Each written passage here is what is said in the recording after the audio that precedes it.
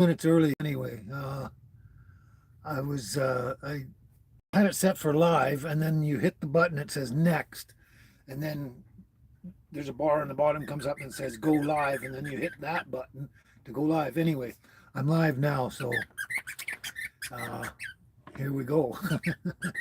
Now it's only 1 minute early, so that's okay. But anyway, uh, yeah, interesting. You're gonna get the weird thing going on because it's sunny outside, and I got the vents open, and the sunshine is right now is shining right down onto the phone here. So there we go. I gotta set up my laptop anyway, so I guess that gives me some time. It's been a while since I've done this, so yeah. Anyway, nobody's here, so I'm talking to myself. Oh, that's funny. That's funny. So why are we? Where's the? Hmm.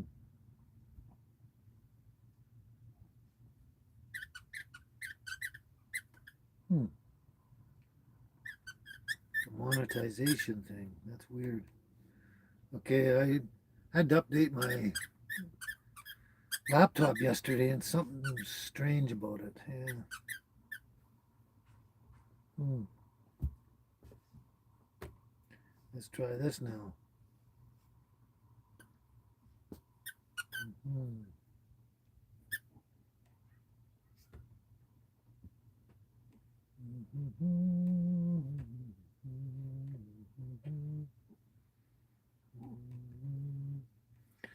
So it doesn't look like anyone's here yet. So it's just 12 now. So yeah, I accidentally started 2 minutes early.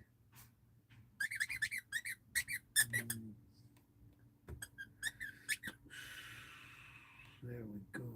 So I believe it's done. Oh, there we go. Hello, Tess. Hello, Carl. Hello, Susie. I forgot everyone's. Been so long, I'm forgetting everyone's name. Anyway, I'm just getting this set up. I accidentally started 2 minutes early because something has changed with the system. And anyway, glad to see you all again too, there, Tess and everybody, Carl and all of you. Lila, hello, Lila. Great. I'm just going to set up the laptop now. Get this going here so I can actually see everybody's comment and see what's going on. Okay, now what are we doing here? Okay. Yeah, it's been a while, hasn't it? Yeah. Okay, let's get this going. Got a brand new phone too now. I got the S26. Hello, Cheryl. Hello. And Laura and Alex. Holy cow. Excellent lineup so far. Everyone's here. So let's get this happening so I can see better.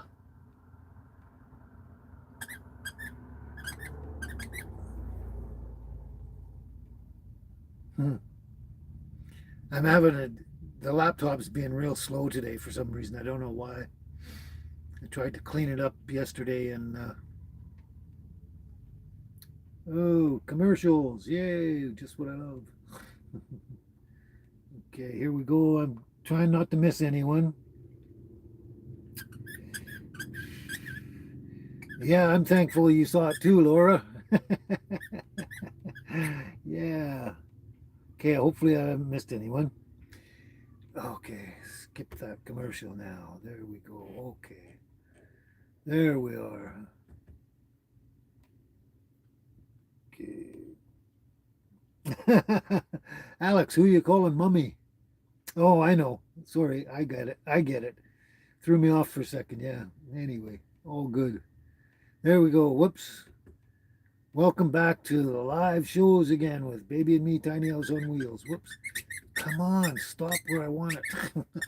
Oh, laptops are finicky. Anyway, if you're getting a weird light on the picture here, it's because the sunshine is coming through the vent up there and right on the camera. Oh, so All right, this is having fun again. Yeah. So yeah, it's this morning it was quite windy. Last night it was really windy, but this morning it was fairly windy again, up until about 45 minutes ago, and then but the sun's out really bright, and it was not too bad in the breeze and everything.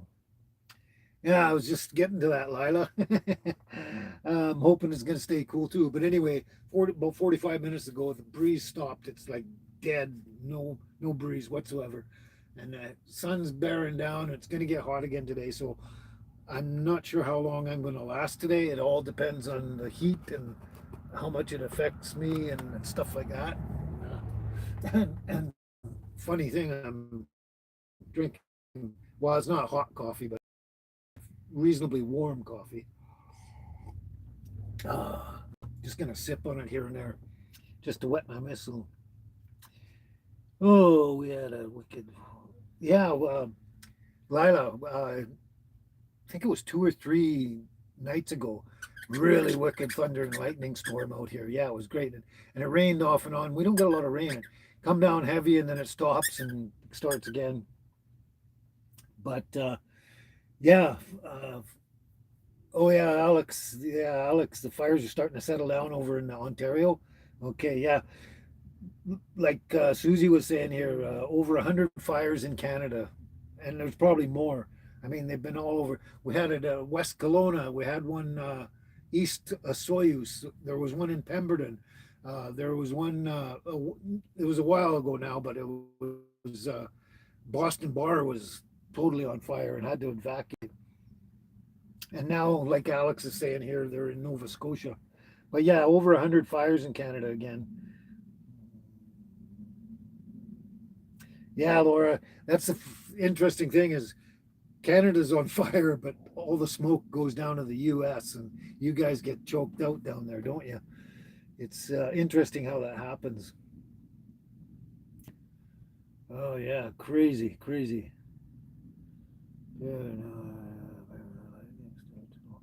That's what they say, Alex. Apparently, lightning starts it all, but I'm a little suspicious of that. There's something going on, but anyway, we won't get into like the political in this afternoon. But yeah, fires everywhere. It's going to be hot. It's supposed to be pretty hot today, but I can't remember how many days ago exactly it was, but a few days back, I poured and said something about the heat, but it was 102 degrees here. And if you get into higher elevations around here, even higher, it was even hotter in those areas, but 102 degrees. But it so far it's okay.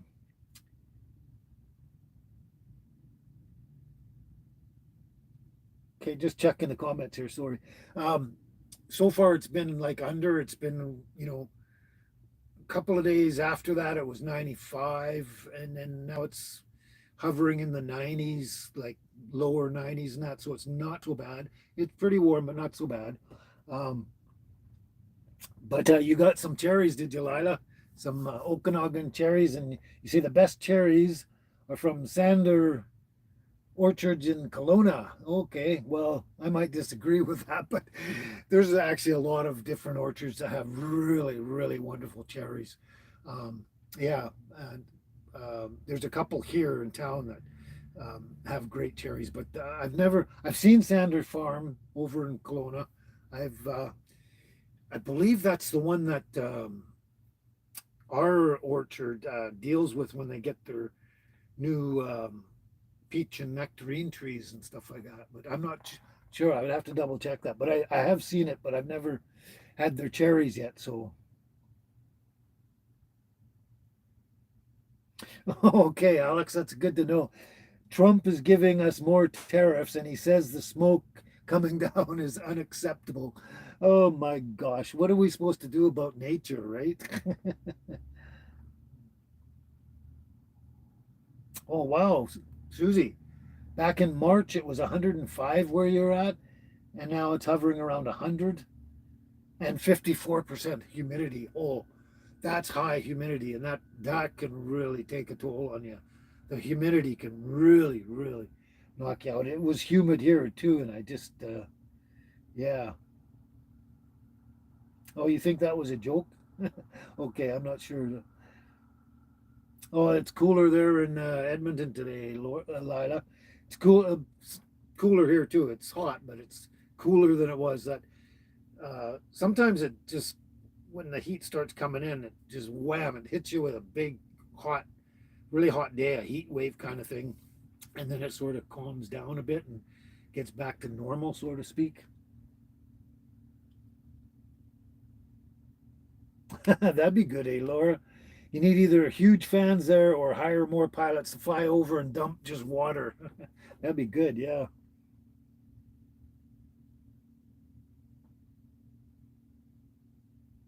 Oh, that's interesting you say that, Lila, about the cherries from Oliver, because um, our peaches are still not quite ready, and the nectarines are like right on the cusp there.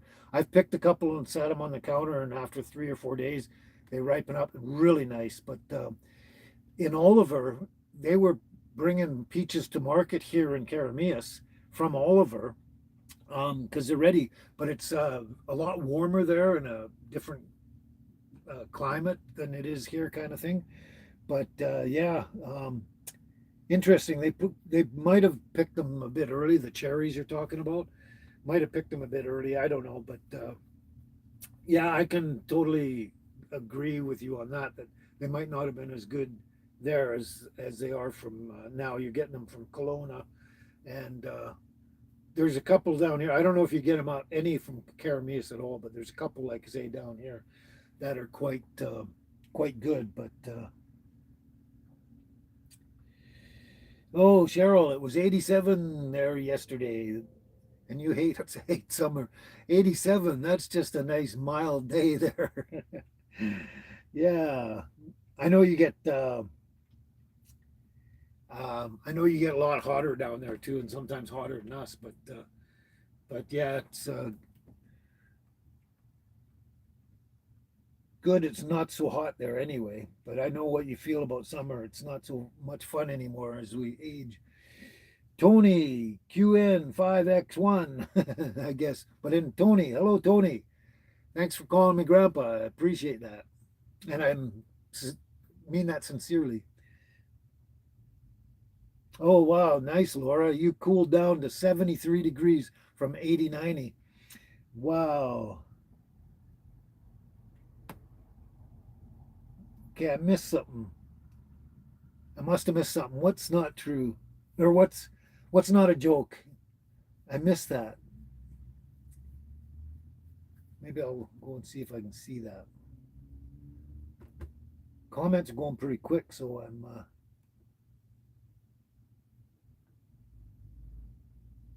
I must have missed something, but clarify that for me, Alex. So Laura, your husband was praying for rain for Canada. Thank you very much. I appreciate it. He should pray for rain for you guys too. Okay. And welcome, Tony. Yeah, exactly. Thanks, Tess. Yeah, okay, Alex. Yeah, Trump's a joke, that's for sure. Yeah, and you're right. That wasn't no joke. Hey, Black Man RVing. How you doing, George? Right, George? Yes. Um, I've actually eaten peach cobbler and peach dumplings, but I don't right off the top of my head know how to make them. But I just usually Google it and find the best recipe or the recipe that looks kind of the best, sort of. But no, I haven't done it yet. But I should try that this year. Yeah, George, a lot of people have been waiting for me to come back online for the lives. Yeah.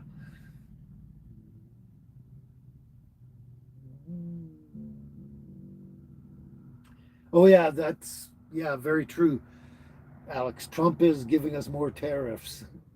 Yeah, that's right. Who cares about politics? Oh, the puppies. Yeah, the puppies. Where, okay, where's the other one? Angel. Oh, she's down there. Here's okay. Here's the baby. Here's the baby, and they're doing great. The girls are doing great in spite of the heat and everything. I make sure their health is better than I take care of them more than I take care of me. Or there she goes. She says, "Dad, leave me alone." Here's the angel, of course, and they're all doing good. Yep, doing good. Yep, good girls. That's right, Alex. Good girls.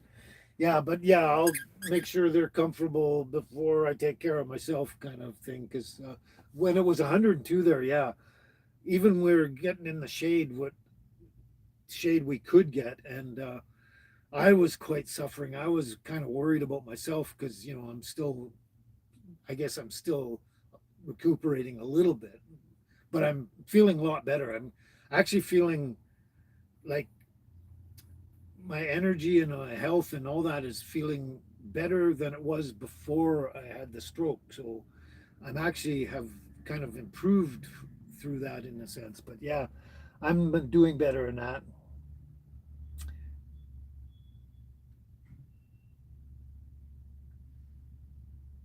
Oh yeah, yeah, it's pretty bad.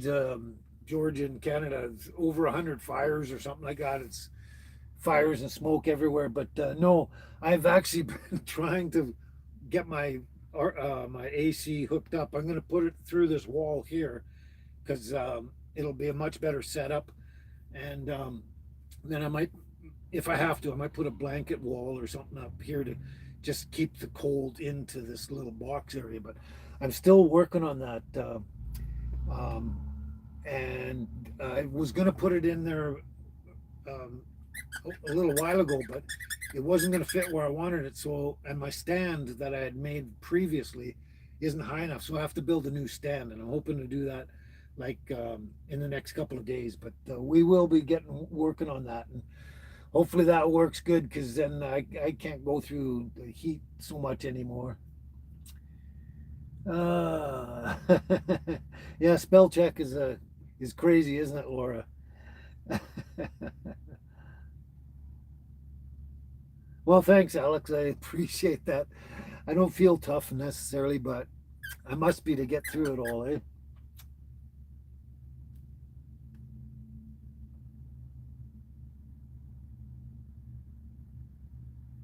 Okay, I'm trying to figure this one out. Susie is better than 10, 10 Nalol. 10 Nalol. I can't really figure. Anyway, Susie is better than 10. Yes, it's hot out. Welcome, Susie. Welcome. We got two Susies here. So, Coffin Death Rattle official. Welcome, Coffin Death Rattle official from Georgia. And your heat down there is crazy too. I imagine down in Georgia, yeah, for sure. We'll call Susie is better. We'll call her Susie B. Susie better. Oh, it's 94 in Louisiana, George. Uh,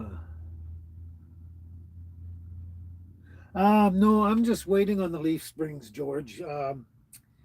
Yeah, I put some of the money to better use, kind of thing, like the trailer I got and stuff like that. And just waiting on. My friend said it's not going to be. Um, I don't know how he put it exactly, but it might just be fine for until I need a new vehicle or something. But yeah, we're just waiting on it. But I'm putting money aside, so I've always got a fund there just in case anything happens. So yeah, so we're just gonna see how it goes, and if they do, like if I do have a problem with them, that I'll be able to just go pick them up at one point.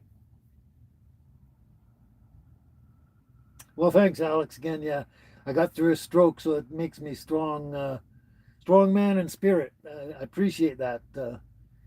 But yeah, I'm feeling a lot better now than I actually was feeling for quite a while before I had the stroke. So my health is actually from all that has improved. But I've got different medications on different vitamins and stuff like that, and I've also revamped my diet and nutritional intake as well too. So putting that all together um, is making an improvement in my overall from, like I say, beforehand. So yeah.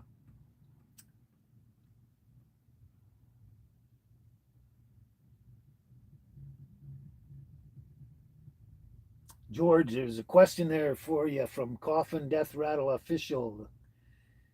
He wants to know, whoops, does the rain show up a lot down there too? Oh, okay. Oh, sorry. You're already on top of it. Yeah.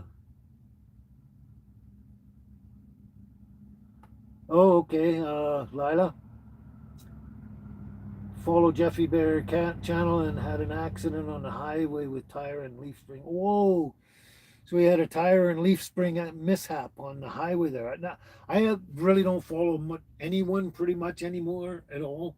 I barely have time for doing my thing and everything like that. And I mean, while I had some time off and relaxing, I watched a couple of people here, but I haven't checked in on Jeffy Bear, and a number of people. He's not the only one I haven't seen, but yeah, I'll go look that up. I can go check out his videos and see what's happening with him.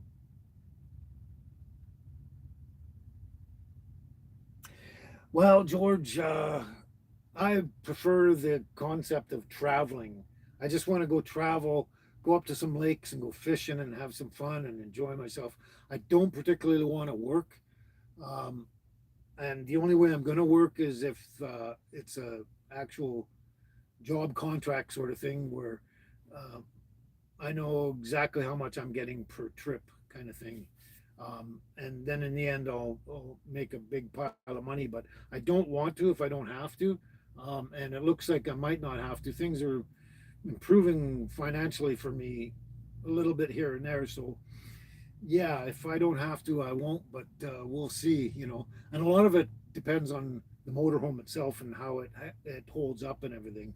So yeah, my plan is I'd rather just take off, go some traveling, some fishing, some sightseeing, all that kind of stuff. But we'll see how it goes, one day at a time. I'm at the point. I've been at this point for a long time that I just take one day at a time, and I've been doing that for a couple of years now, but a lot more in this past year, and especially the last 6 months, just one day at a time. Think about, make some plans tentatively, and think about doing cool stuff. But uh, all the plans are tentative, and then I don't think too much about the future. I just think of one day at a time. Like today, I know what I'm going to do this afternoon, basically, for the most part, and then tomorrow and Tuesday I got some ideas of what I have to do, and whether I get around to them or not, it really depends on circumstance. But yeah, I don't, and it helps me not stress so much about things, and I can just like sit back and relax and just do things as they come up. Yes, Cheryl, I do. I have a couple of. I got another CT scan coming up um, in September. I got something in August. I can't remember what it is.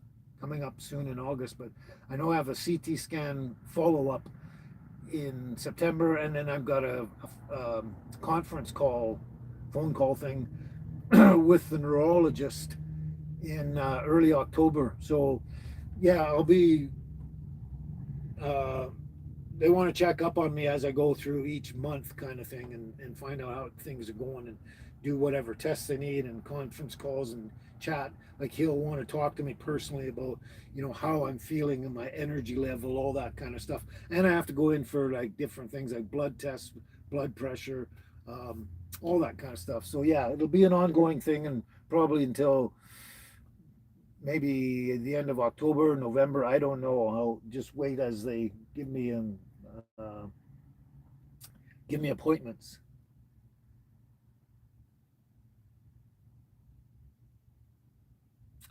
I don't know. I think I'm confused, George. I'm not sure who Simon is, but at this moment, but yeah, I would love to watch me go travel and salmon. It's supposed to be salmon, I guess. Spell check. Go catch some salmon during the assignment season, and The assignment run, yeah, that would be great.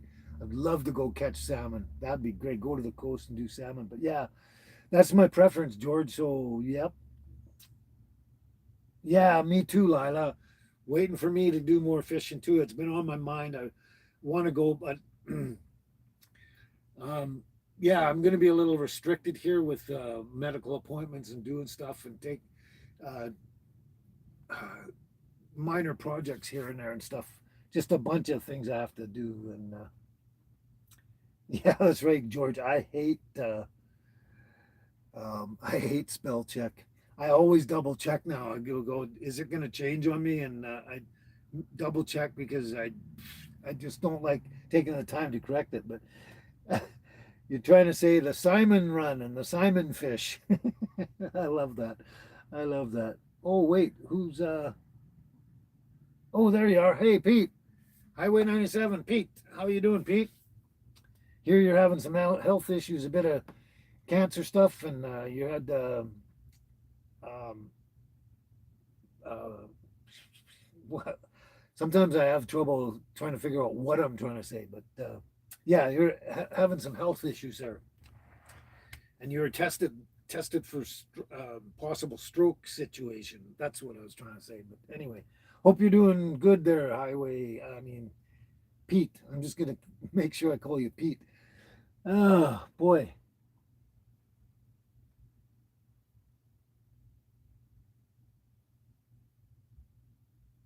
Okay, yeah, that's I missed the next comment, but yes, I'm actually live today, Pete. And yeah, you're going through quite a bit right now. CT scans, MRIs, and much, much more. Yeah, yeah, I hear that. Yeah, it sucks when we get older. Our health doesn't want to work with us too well. Oh yeah, George, my refrigerator's working just fine and dandy. Fridge and freezer, it's yep. No, and probably mentioned it quite a while back. It's been a long time. But no, the shower, I've been using the bathroom area for mostly storage and that because I need the extra space to put stuff in. So I haven't used the bathroom at all um, for a long, long time. And no, I'm not using the shower. Um, right now, I'm at the Karamis Visitor Center again, where I prefer to do my show. I'm just checking the oh, it doesn't show me what battery thing is going on there. I'll have to look. But yeah, so like at the pool here, I can go to the shower. There's the rec center up on the hill, just up here. They got a shower there. Um, there's a shower down at the orchard there. So yeah, and there's other showers all over the place, like at campgrounds and different things. So I just decided rather use the shower stall for storage, which really, really, really helpful, especially with extra water. Like I've got my regular 5 gallons of water there, and then I've got two extra jugs of emergency, both 5 gallon each, emergency water, just in case. I haven't used them yet. They just sit there and wait in case, right? Because I'm always in a position where I can fill up my 5 gallons pretty, excuse me, pretty much anytime I want to. But yeah, the fridge and freezer's working great. Oh, Tess, someone was saying something not nice, eh? Thanks, Tess. Yeah. I'm not sure exactly what you mean by a cooling center there, Cheryl, but kind of anytime I want to cool down, I go shopping. Like I go to the Pharmasave or the grocery stores of any kind. They're always cooler in there, and sometimes it's a shock to the system. Like if you're in 100-degree weather outside and you're like, you're dying, and you walk into let's say the drugstore, and the cold hits you smack in the face, and it's refreshing, but it's really and then when you come back outside, it's like you feel really nice once you've been inside the store, and then you come outside and wham, you get hit again. But I don't know of any actual specific cooling stations there, except maybe at the emergency there. If you really have a problem, you could go there.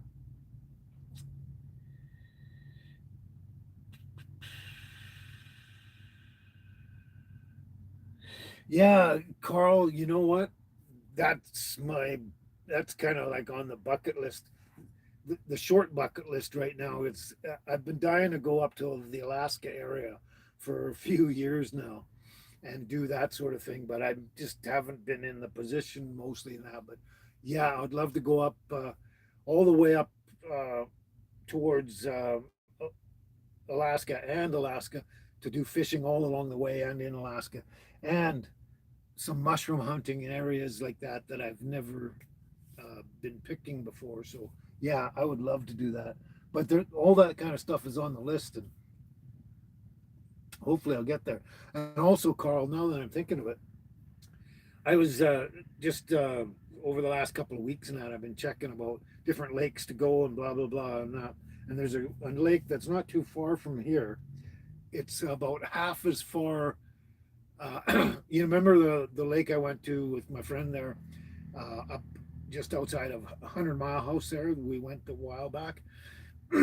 Well, this lake I'm talking about is about half as far as that, so it's a lot closer. It's called Christina Lake.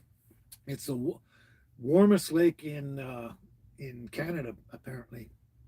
Well, there's a Okanagan Lake and Christina Lake are sort of it's a debate whether which one is actually the warmest lake, but I think Christina would be warmer because it's a fair bit shallower than the other one. But anyway, Christina Lake, because you go fishing there for trout anywhere from, I guess, April, March, April, May kind of thing. But after when it hits June and beyond, it's not so great for. I mean, you can fish trout, but the water's so warm and the trout can. I don't know. They get fishy. I guess they get. I've known that up in the lakes up in Smithers and that they're shallow and the fish just you don't want to eat them once it gets too warm. But anyway, right now after in June and beyond, it's apparently really good for bass fishing. And I still want to try out my bass lures. I've actually tried them out once, but I didn't catch anything. I went up to this other lake near here and I was just casting and casting and casting for a couple of hours and that. But there was no action there, and I think it was probably too early though. Uh, but um, but yeah, that's I want to. I really like to go over to Christina Lake there as my first choice, um, because just because it's supposed to be really good for bass fishing right now, and it's a fairly long lake, and you can go up and down the edges and stuff and around for like hours and hours and just keep changing spots and uh, and it's apparently fairly popular for bass fishing as well. It's popular for both, but fishing trout and bass, but at different seasons, right? And now is a great season for bass fishing. So, yeah, I would love that. Oh yeah, George, it's great having the trailer now because I put my quad on there. I put my generator on there. Oh, I got another generator. The one I had it broke down. Just suddenly just broke and it wouldn't crank anymore. Um, and it doesn't owe me a thing. I think I paid $100 for that 4 or 5 years ago. So it's more than paid for itself. And then I just got another one, a Champion 2500 watt, which is more than the other one was. And it was only $300 and it's only been used a few times. So, and it works great.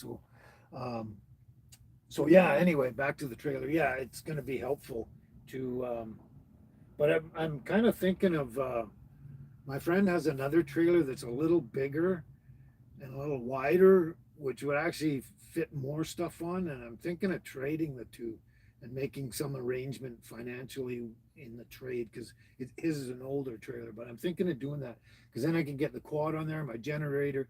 I got the boat motor for the boat, 5 horse motor, I think it is, and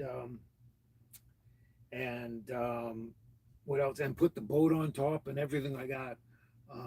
So there's actually more room, and I put my jerry cans and extra supplies and stuff like that. Like there, I can put quite a bit more. and it wouldn't be any really that much more weight. I mean, the weight difference if I traded would be so minor. But having the extra space would be wonderful. And pack more things. Where are you? Go to do. Yeah, we got MIA tests again. Yeah, you're always on top of that. MIA, Lori, Beth, John, Billy, Mark. Oh yeah, Mark's not here. That's interesting. He's usually right on it. Catherine, yeah, and oh, Christina, and oh, there's so many more. But yeah, we got some MIA. So George, I've got a lot of fishing equipment. I've got about 10 fishing rods. They're not all good, but I've got at least 4 or 5 of them that actually are good functional ones. One's a salmon rod, which will be perfect if I get to the ocean. And I got, I don't know how many reels. So I've got a lot in the fishing equipment sort of thing. I did buy some other when I was up at the other lake a while back. I bought some extra flies and some extra lures and stuff like that. But I still want to get some more lures and even more flies. I like flies.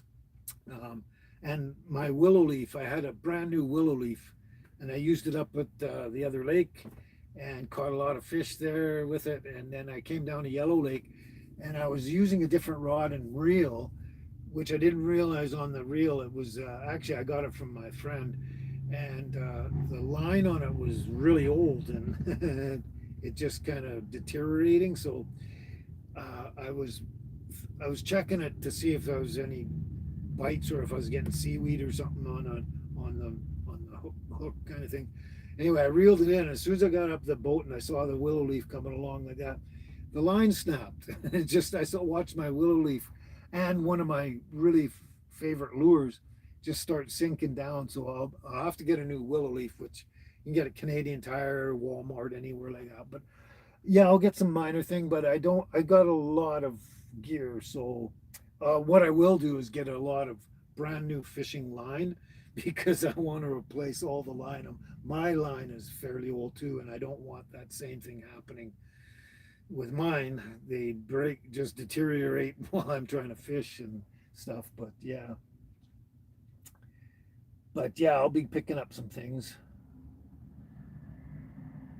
Uh, oh yeah, sorry, Carl. You know what? I was gonna email you a few days ago, and yeah, probably last Monday, Tuesday. Still hasn't showed up, and I'm positive that the mail service somewhere along the way screwed up, and it's happened before where mail has gone missing. The best thing to do with mail is if you want to send anything to me, get one of the packages that has a tracking number on it. It costs a little more, but I mean, even in the long run on certain things, like if you want to make sure they get to me, I can actually reimburse you through e-transfer or something for that extra expense on sending me stuff. Because I do that for my friend who sends me stuff from the island, and but it works a lot better because then you got the tracking number. I just go up to the thing and say, "Is this parcel here?"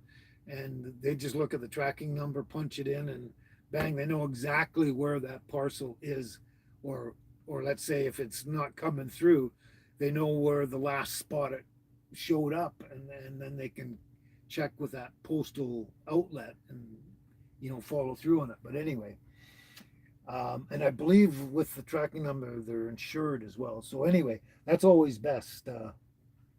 But yeah, sorry I didn't get to you right away, but yeah, it still hasn't showed up. And somebody sent me mail not last week, but the previous week on Tuesday and then Thursday, and the first one that he sent out got here like on the following Wednesday instead of Tuesday or whatever, and then the other one hasn't even showed up yet. I'm going to check Monday, but which is kind of weird. And she said when I talked to her up there, she said, "Oh well, most of the time it takes about 7 to 10 days for mail to show up there. And it's like, well, when I was on Vancouver Island, it didn't matter where my mail was coming from. It was usually, um, especially if it's from the island on the island to my mailbox on the island, it was only like 2 3 days maximum. Like sometimes it was the next day. Like that's how fast it was. But I always found it fairly quick there. And even when I had a couple of things sent to me on the from the mainland or somewhere in the states, it only took 3 days. And here I don't know why it's taken so long, but that's just the way it is, I guess, in some places. Anyway, yeah, Pete, I was saw your comment and I was getting back to you. You were at Christina Lake once with your wife on your honeymoon back in the 90s. Aha. Yeah, it's pretty warm there, I guess. I haven't been there yet, so but I've heard it's pretty warm in the summer. It's like a bathtub, you say. Nice and warm. That's good to know.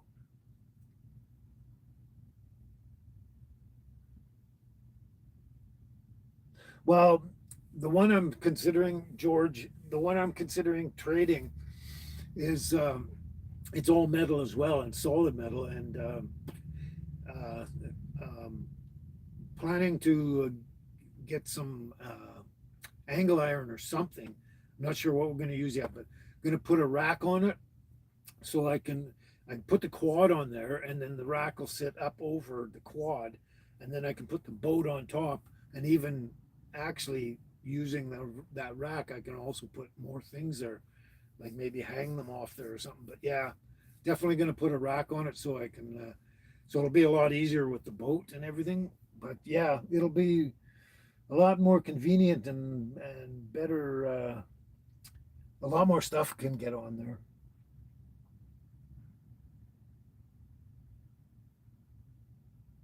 Oh yeah, okay, Lila. So you follow some several channels, and there's issues, and sending mail across the border is iffy a lot of the times. Yeah, yeah. There's something up with the border kind of thing, because of all the stuff that's been happening with the new tariffs and all the crazy stuff's been happening in the last couple of years, I guess. But yeah, and it's unfortunate because we rely on the mail, and the mail's always been a wonderful thing for us for a long time.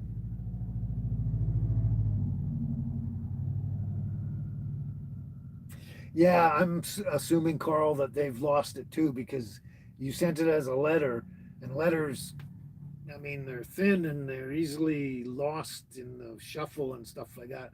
I've had that happen before, and it's unfortunate, but whoops, laptop. There we go. But yeah, it does happen, and I've been convinced for a while that someone lost it somewhere along the way, and I can't say where, but I'm assuming it got lost before it came into Canada. But who knows, right? Who knows? I mean, these guys here could have lost it for all I know. But yeah.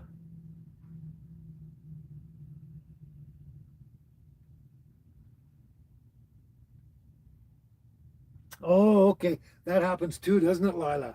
Yeah, that happens too, and it's very sad. But Curiosity Inc. channel um, sent a watch by UPS, and the person in US did not receive it, and the sender received it back as an empty box. So someone pilfered it along the way.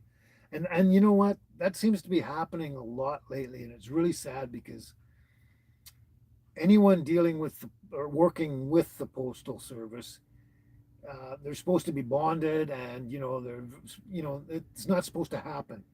You know, if somebody intercepts it, some stranger intercepts it, that's different. But people working for the postal service, that shouldn't happen. But sadly, it's been happening. I understand quite a bit lately. Yeah, Cheryl, I can't wait to do some adventures on the quad. Besides the orchard, I can do some more on the orchard, but there's not much else to really do on the quad on the orchard that you haven't already seen. But yeah, that'll be nice. Yeah.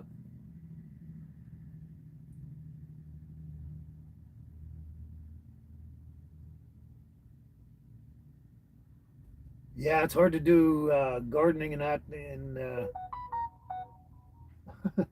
in this weather without so much rain, right, Laura? Why are my other phones? Oh, I see. Okay, I'm getting notifications there. Okay.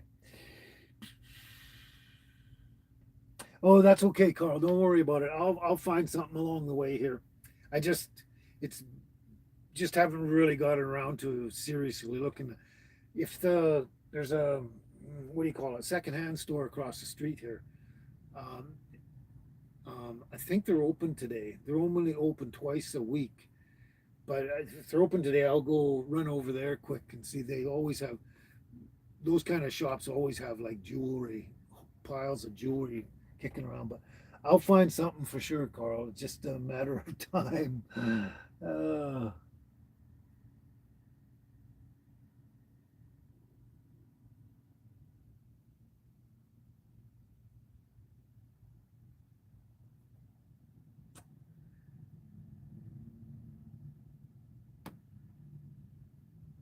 oh, you just about did yourself in doing the walk around the yard, eh, Laura? Probably the heat, right? The heat, maybe humidity. Yeah.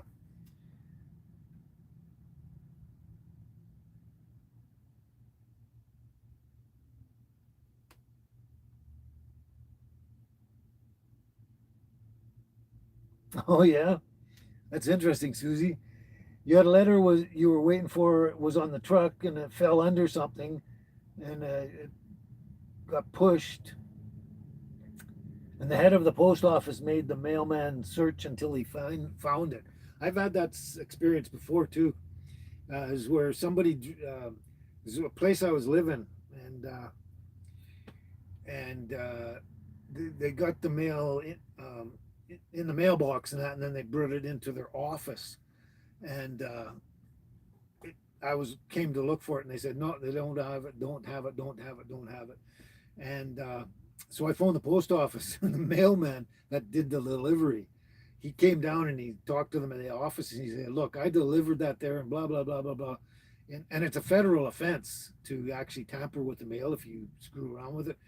I mean, but that was probably an accident, and accidents do happen, so it's not. But he said, "You guys better find it because I'm not going to be the one on, on that's going to take the hit for it because if it doesn't get delivered and the postman or woman or whatever, they're the first ones that get, you know, questioned to find out about their deliveries and that. So um, once they once they show proof that they actually delivered it, then it's the onus is on whoever received it after that. But anyway, I've had that happen. Yeah. Oh, Susie, it was there for a month. Your letter that got lost. Yeah. Wow. That's the trouble with letters. They're so thin and they can just fall behind anything so easily, you know, like stuff fall, you put stuff on your fridge and sometimes it falls off and in the back and you can't find it. And then eventually you pull the fridge out to look for it. Anyway,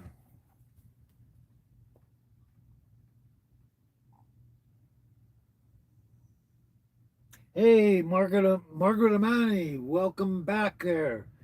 Our friend from Ireland. How's it going in Ireland? It's crazy over there, isn't it? Just insane what's going on in Ireland.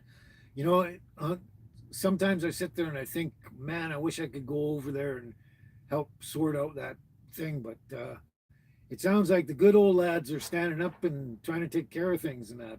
We're not going to get into too much political here, but it's really negative there. And like I say, it's nice to see all the good lads standing up and trying to sort it out on their own. Instead, the government doesn't want to help, so you gotta the citizens got to stand up and do it. So anyway, that's enough said on that one. But I I wish Ireland a lot of luck and blessings on their situation. But anyway, Margaret, glad you made it again. Good to see you again.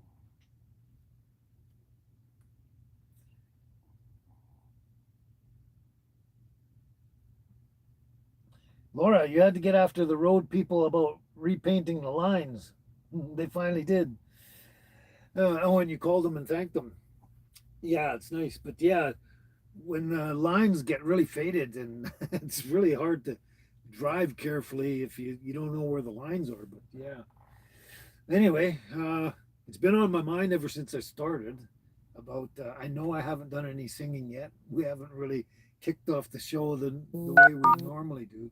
Oh, somebody's messaging me. I couldn't read that one. I'm getting some messages on my phone. But anyway, we haven't kicked the show off the way we normally do, and but it was fun chit chatting and commenting back and forth, and just getting back communicating with each and every one of you. And yeah, especially at night, Laura. Yeah, if you can't see the lines at night, you're screwed. Yeah, the lines on the road. But anyway, now that we got a little bit out of the way here, maybe I should start getting back on track here a bit, eh? Right, Angel? Look, just as I spoke, she showed up. Yeah, Angel says, "Yeah, Dad, you haven't done my song yet." There's my little girl. You are my sunshine, my only sunshine. You make me happy when skies are gray. You'll never know, dear, how much I love you. Please don't take my sunshine away. The other night, dear, as I lay sleeping, I dreamt I held you in my arms. When I awoke, dear, I was mistaken. So I hung my head down and cried. You are my sunshine, my only sunshine. You make me happy when skies are gray. You'll never know, dear, how much I love you. Please don't take my sunshine away. Yeah, just a moment ago, while I was singing, it's getting warm in here. I can feel it under my arms a bit. But uh, Angel jumped down on the floor, which it's always cooler down as low as you can get. So she jumped down there because she was feeling the heat a bit, I guess. But yeah, she couldn't finish the song with me. Anyway,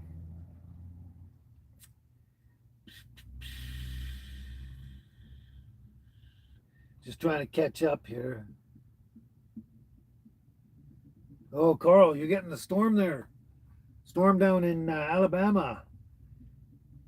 Wind and rain and thunder and lightning. Yeah, Carl. Cheryl says send her some rain. Us too, yeah.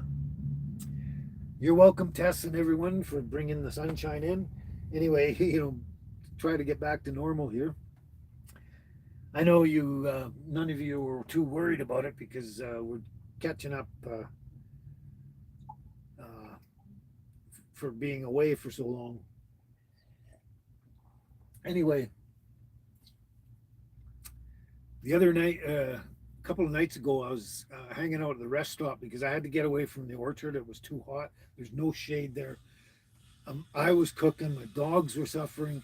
So I spent some time in town in different shady spots and that. And one night I was out at the rest stop there, and when I pull in, when it's like this, I uh, I have to isolate my battery, so I have to lift my hood and turn the switch to turn the battery off because there's a short there somewhere and it kills my battery, and then I have to buy a new one. But anyway, so I put the hood up also to let the heat out and let the engine a lot make it a lot easier for the engine to cool down and everything like that.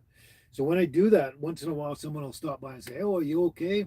You all right?" And because they think I'm stuck by the road or something. And anyway, someone showed up and really nice person, and said, "No, I'm okay." And we had a great conversation and talked and that. And they were just down around the corner and said, "Well, come on over. I got some goodies I can give you," and blah blah blah. I'm trying to make a short story of this. So I jumped in their vehicle. We went down with the dogs and everything. Went over to their place and sat down and had a chit chat. And their place was nice and cool in there. Anyway, I ended up, they made me some pho. I don't know if you have the Vietnamese pho.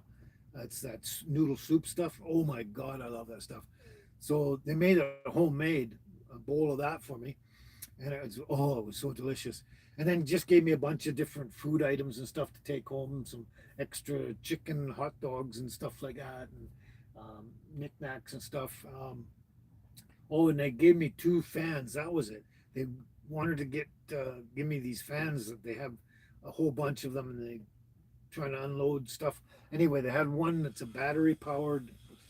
Where did I put? Oh, I put it back over there. It's a battery powered one. Takes two of those big D batteries. I can put it right on the table here and blow it at my face here. And then they got one that I can plug in where, like, if I'm on the orchard where I got AC plug in.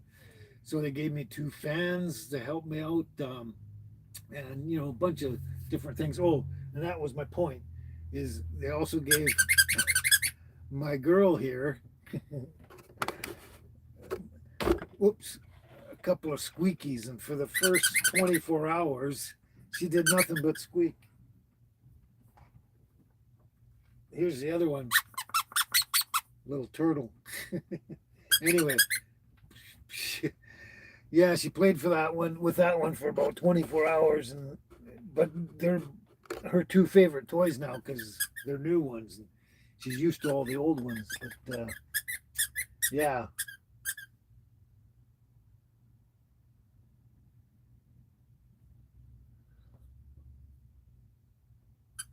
Okay, I gotta write that down, Tess. I gotta write that down. I'm not sure if I know that one. Just gotta find somewhere to write it on.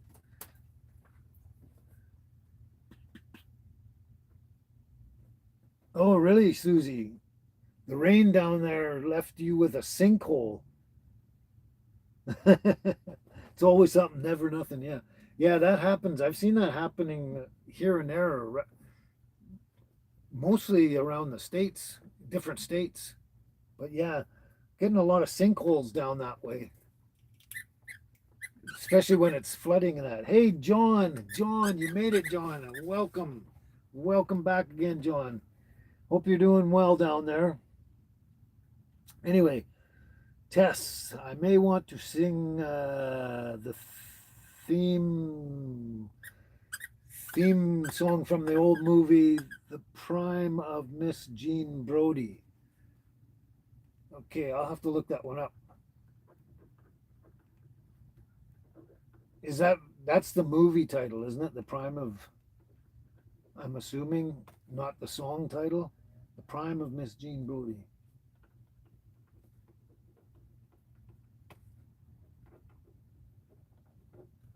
Okay, whoops, wrote that down so I'll remember it. And actually, I've been looking up and running across a few other songs lately, so I might have some new ones coming up soon, possibly, if I can manage them. But yeah, but I will definitely look that up, Tess, and check it out. There we go. All right, I think we're caught up a bit. Wow, it's already been an hour. Holy cow. Holy cow, I gotta deal with this laptop thingy. There we go. Get that back on track. There we are. You're welcome, Tess. I will check it. I always check everything out. If I can't do it, I can't do it. There's been quite a few songs that people have mentioned that. Oh, Christina mentioned one, Welcome to the Boomtown. And I made a comment that I said I have to look it up. I don't recognize it. And then as soon as I looked it up, it's like, oh, 1986. Yeah, I remember hearing that over and over again.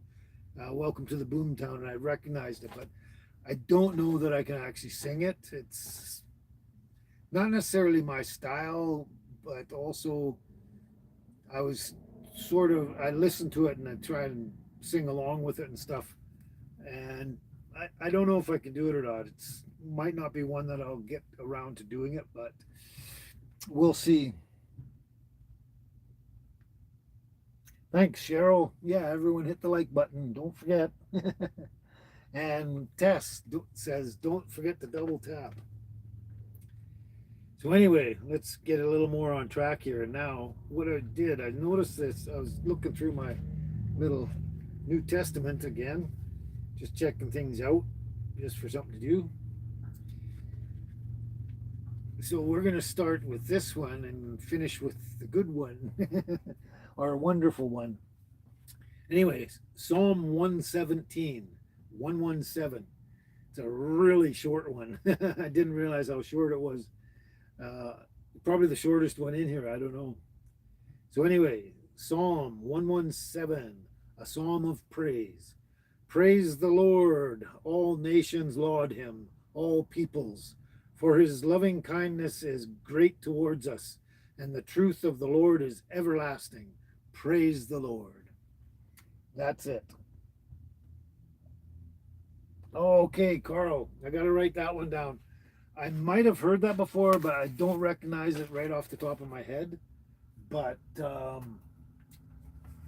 I probably have heard it. I know I've listened to Redbone before. So come and get your love. Whoops. Come and get your love.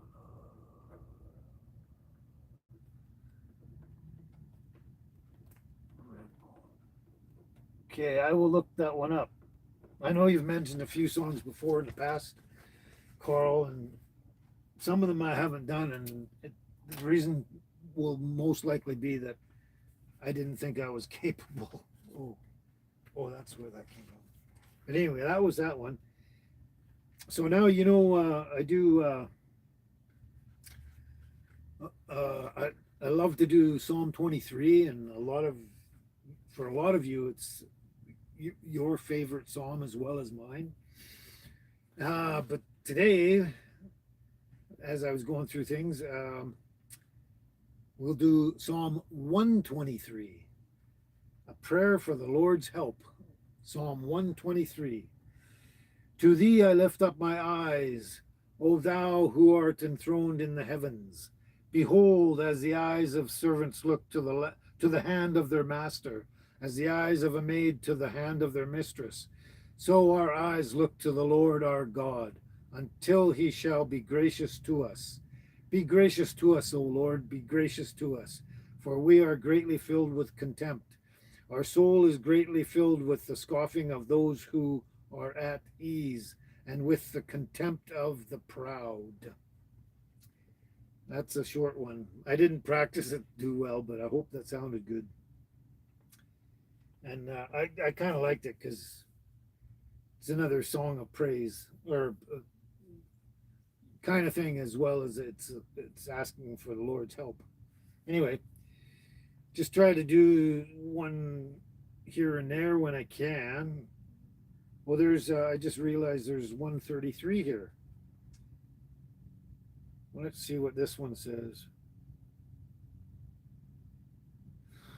I haven't seen this one before. Well, I read it probably mega years ago, but anyway, Psalm 133, the excellency of brotherly unity.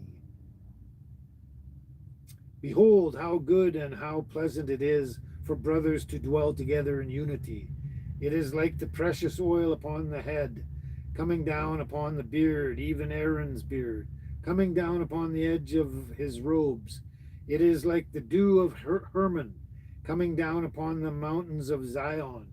For there the Lord commanded the blessing, life forever. That's a good one. I like that. Yeah. It just kind of popped up, and I wasn't planning on that, but there you go.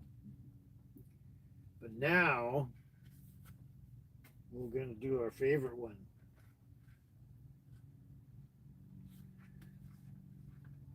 I got to check the comments here.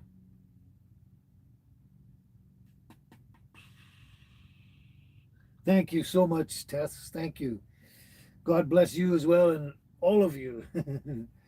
God bless us, everyone. Yes. Thank you, Tess. John, yeah, I'm very suspicious of that. They say all the fires are started by lightning, but I'm really suspicious of that. I I know the last 2 years, previous years, there was a lot of people caught starting fires, arsonists, a lot of people in Alberta, in Ontario, even in British Columbia. Yeah, there have been, and it's I don't know why they're doing it or whether they're told to do it by someone or not. I don't know what it is, but yeah, I'm suspicious of whether they're all natural fires and whether people are starting them. And if they are starting them purposely, I think that's so criminal. That is hugely criminal. It's basically, what is it? It's an act of violence against all humanity, if you ask me. Anyway, but that's terrible. Yeah, terrible. And some of them, many of them, will never know, John. Yeah. Anyway, here we go. Our favorite, Psalm 23, a Psalm of David. Psalm 23. The Lord is my shepherd; I shall not want. He makes me lie down in green pastures. He leads me beside quiet waters. He restores my soul. He guides me in the paths of righteousness for his name's sake. And yet, though I walk through the valley of the shadow of death, I will fear no evil, for thou art with me. Thy rod and thy staff, they comfort me.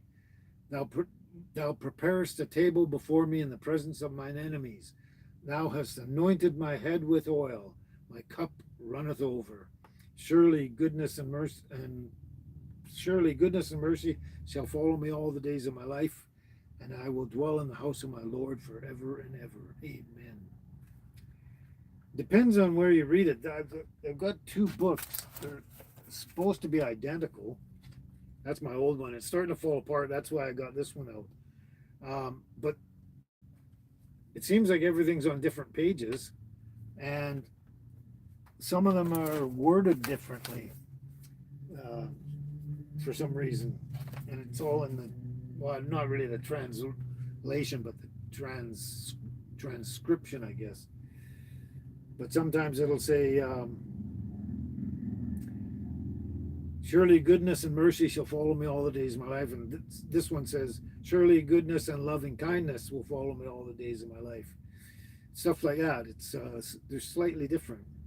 And this one here, instead of you prepare a table before me in the presence of my, this one says, thou dost prepare a table before me in the presence of my enemies. So just very slightly wording here and there, depending on which book you're reading it from. And I know if I get the big Bible out where it's the Old Testament and the New all in one, it does that occasionally too. But at least the main concept is still the same. So, it's not a confusing thing. Anyway, there you go. uh, that's right, Tess. I think I just don't feel bad for the animals in the forest when people start the fires, or even if they're just natural fires. But I find it devastating, very devastating. Yeah, I mean, people can generally um, get away from the fires. They can be evacuated, whatever. Most people, then that, but the animals have no recourse. They're in the forest. That's their home. That's where they live. And when the fire comes, they just have to run and run and run. And a lot of times they can't run far enough and fast enough, and it just consumes them. And I just find that so sad and devastating. And it kind of makes me cry sometimes. Oh yeah, I heard about that, Cheryl. The parasite in lettuce. I haven't heard of anything happening up here, but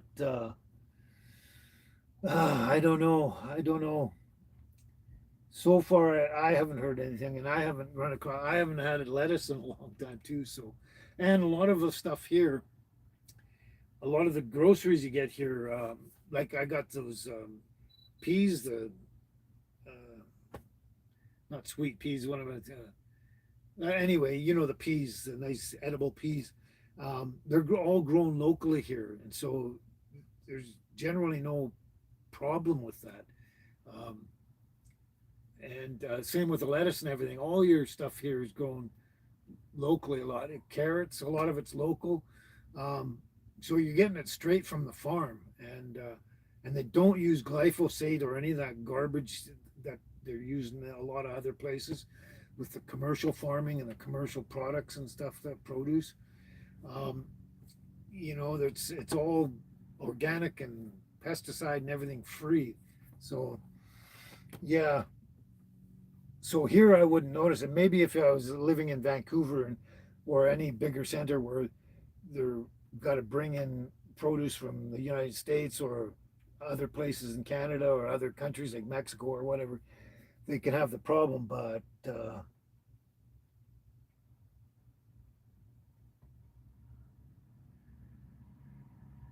okay, Lila, they have it in Alberta and it's on the news. Ah, okay. But I'm assuming all that with the problem with the lettuce or any produce that has an issue, like sometimes cantaloupes, they told you to wash them carefully because uh, they came with salmonella or something like that. But um, as far as I understand it, all of that would be all imported stuff from somewhere else, and commercial farmed and stuff like that. In my impression, anyway, like I say, like here we get, you know, they do have imported stuff in the stores and that. Don't get me wrong, but everything I buy personally is I always buy the local stuff. Anything that's just grown here, and it's a lot of it's just down the road, and I know sometimes I know the farmers or the people that own the farm or orchards and all that, and I know how it's all processed and everything. So for me in that situation, and for a lot of other people, we have that advantage, and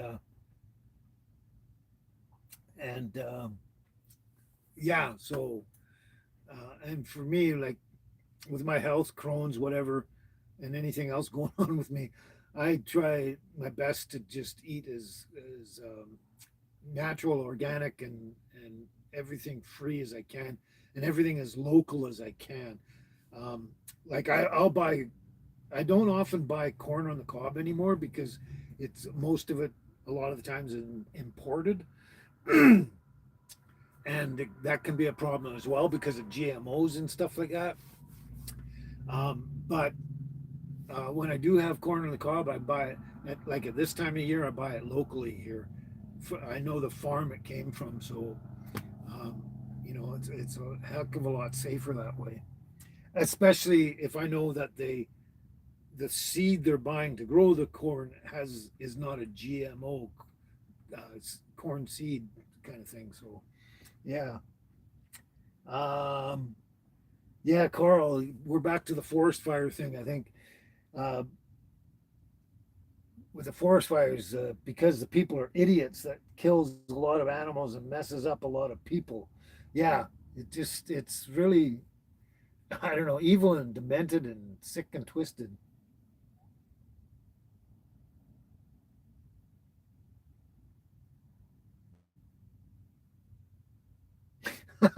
I like that, John. That's a good one. Someone else was saying that quite a bit earlier about how Trump is getting mad about all the smoke coming down from Canada and they're going to put more tariffs on us because of the smoke and stuff. But Trump says it doesn't smell like maple syrup. Maybe that's his problem, eh? Yeah, that's funny. But yeah, yeah, he was getting mad about all the smoke and he's putting more tariffs and stuff on there. That's crazy.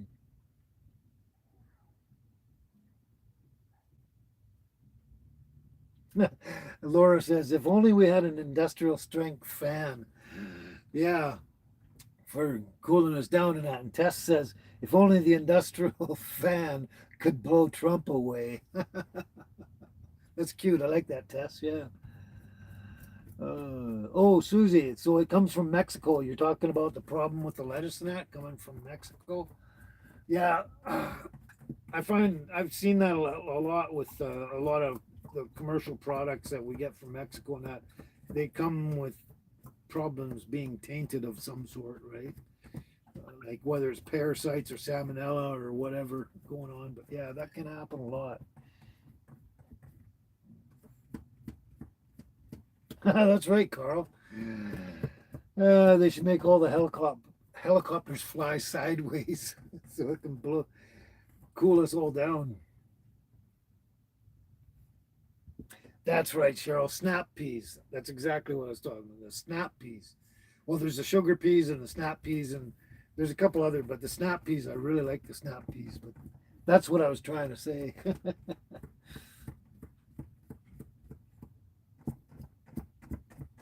Oh, like you've said before, Laura,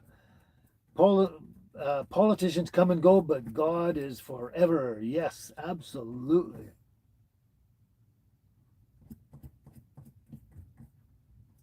Oh, and then just as a side note, you say, regretfully, you don't think much of the PM here or Prime Minister? No. The one before him, Justin Trudeau, oh, the worst thing ever. And the guy's a moron. I mean, he's dating Katy Perry now that he's not a prime minister anymore. And he's in her music videos now, dancing around like a dork. And I'm not afraid to say that out loud because he's the worst we've ever had. And now this guy, Mark, um, I won't say his full name right now just for the heck of it because they might put me in jail for saying this. But anyway, uh, he's even worse. He's even worse. Like he's not as much of a clown per se, but as far as politics and running the country goes, he's like one of the worst. He destroyed the financial system in the UK, and then he came to Canada and he's became the prime minister. But anyway, there's not a lot of people here that really think much of good about him at all. Yeah, it's. But I totally agree with you, Laura. That yeah, nobody should think anything good about him. Yeah, and exactly that, Laura. We just have to take one day at a time, no matter whether it's just our own personal life, but with the politics and everything, just got to take one day at a time and just stay in the now and only deal with the now and pray to God and hope for the best kind of thing. Yeah.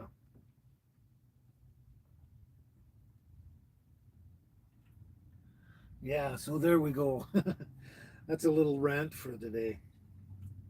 But yeah, actually, if you say anything bad about Mark Carney, the prime minister, or anyone else in that realm out there, um, they have a new um, it's a law. I guess it's not really what do they call those things? Like the bills, like they got C9, C22, and another one out there, and it's like they're attacking all the social platforms and everything. If you say anything that they consider hate speech, like if you say something bad about, let's say, Mark Carney, they'll consider that hate speech, and they'll come knocking on your door. They'll come and find you, and they'll either fine you or throw you in jail or something.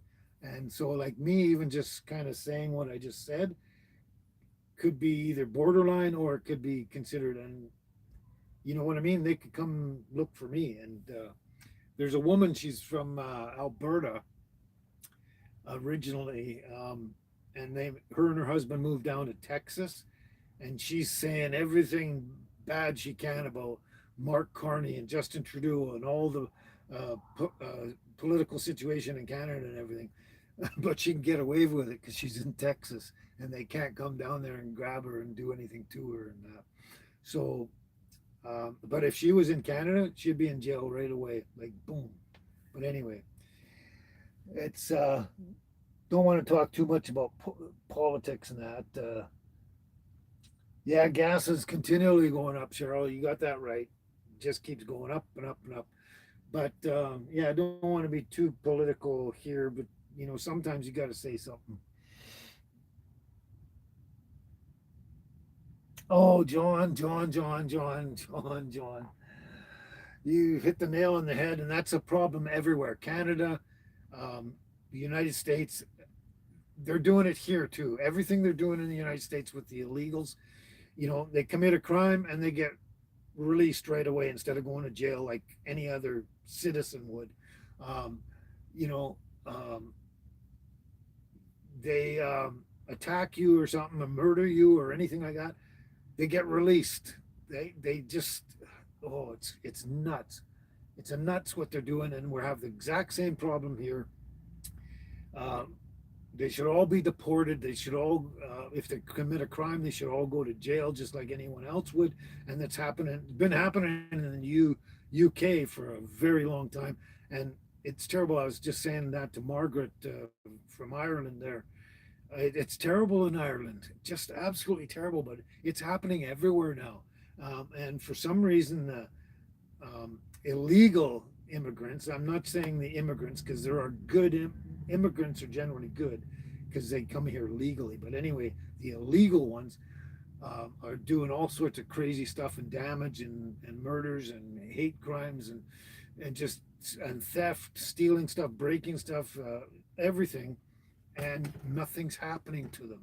They're just giving them a slap on the wrist and sending them on their way. Whereas you and I, or any good citizen, would be hit with the maximum they can hit us with, like jail time or fines or whatever.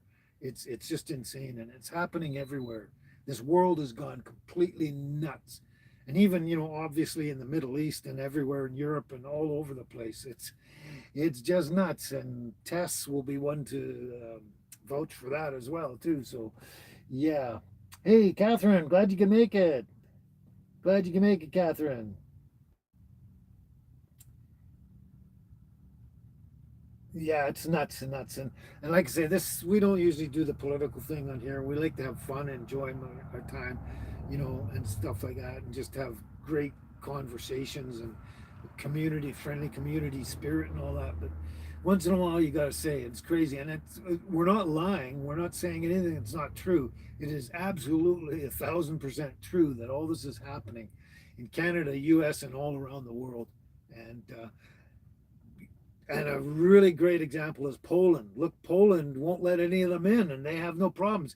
You see videos of people constantly putting out videos on social media where people are wandering, citizens are wandering around, even at night, and there's no problem. They don't get attacked. They don't get murdered. They just don't have the problem because they won't let them in. And I think everybody in the world, every country in the world, should take an example from Poland and take care of the situation. That's all I'm going to say. Just take care of the situation. Yeah. Anyway, uh, that's right, Catherine. We'd be busted if we say anything. Yes, and Laura, we need a lot more praying for sure. Praying for the situation. Oh, thanks, Laura. I didn't say anything bad, and you're my witnesses. Yeah, I didn't say anything that's not true. I mean, but that's another thing too with all these new laws and bills that are coming out, well, especially the ones in Canada. Um, Even if you say something's true, they'll shut your channel down or something like that because you're not allowed to speak up about it. If you say anything about the Islamists, they'll shut you down, and then they'll come knock on your door and give you a fine or try and throw you in jail or something just because you're saying the truth.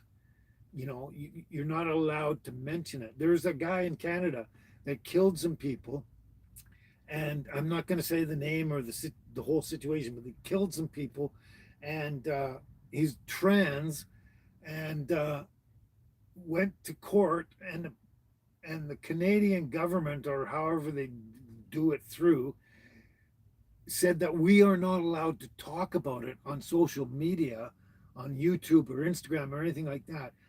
Otherwise, they'll come and knock on our door and either fine us heavily, like hundreds of thousands of dollars, or they'll throw us in jail just for talking about it. Even if we say exactly the truth, right? It's amazing. It's amazing. Anyway, we don't want to get too deep into this because we want to have fun. And this is my first day back, and I'm sure you want to have fun as much as I do and just enjoy. And have some sing songs and stuff, and just you know have fun. Anyway, oh yeah, oh yeah, John, that's cool. I knew Triumph was touring again, but I didn't know Rush was touring again. I thought they had given up once. What's his name? Pete, was it?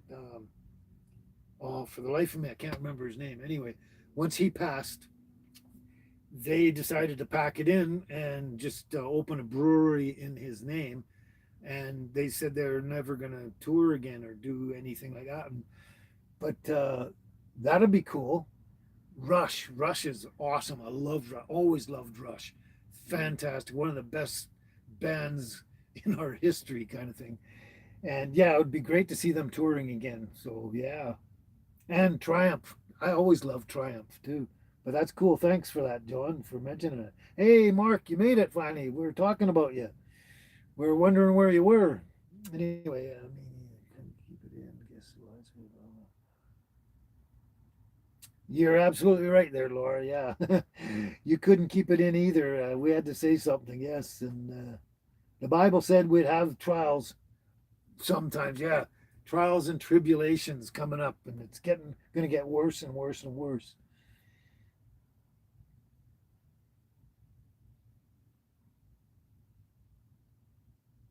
Oh, your Laura, your older brother was just talking about Rush the other day. Eh? He loves talking music with people. Yeah, yeah. Neil Peart, thank you. Sorry, thanks, John. Neil Peart. I should have known that. Like, but I guess well, everything going on in my brain today and the discussions and stuff, I'm trying to hard to find things locked away there. Oh, I love to listen to Rush, and then Triumph as well too. Yeah, yeah. We're back to music, Laura. Mark, you forgot today was Sunday. How can you forget that? That's right, Tess. Music is the spice of life. Absolutely. I've been saying that ever since I was very young. Oh, okay. I did not know that. I haven't been up to date on everything, John, but they have a woman drummer now, and she's a monster drummer. She's amazing, eh? Gotta check that out. I've got to check that out for sure. Yeah, that's great because it would take someone very, very good and special to even come close to Neil, uh, to fill his shoes, kind of thing. Yeah, exactly. Oh, I love Michael Jackson, Mark. I always loved Michael Jackson. Yeah, I love his music. Yeah.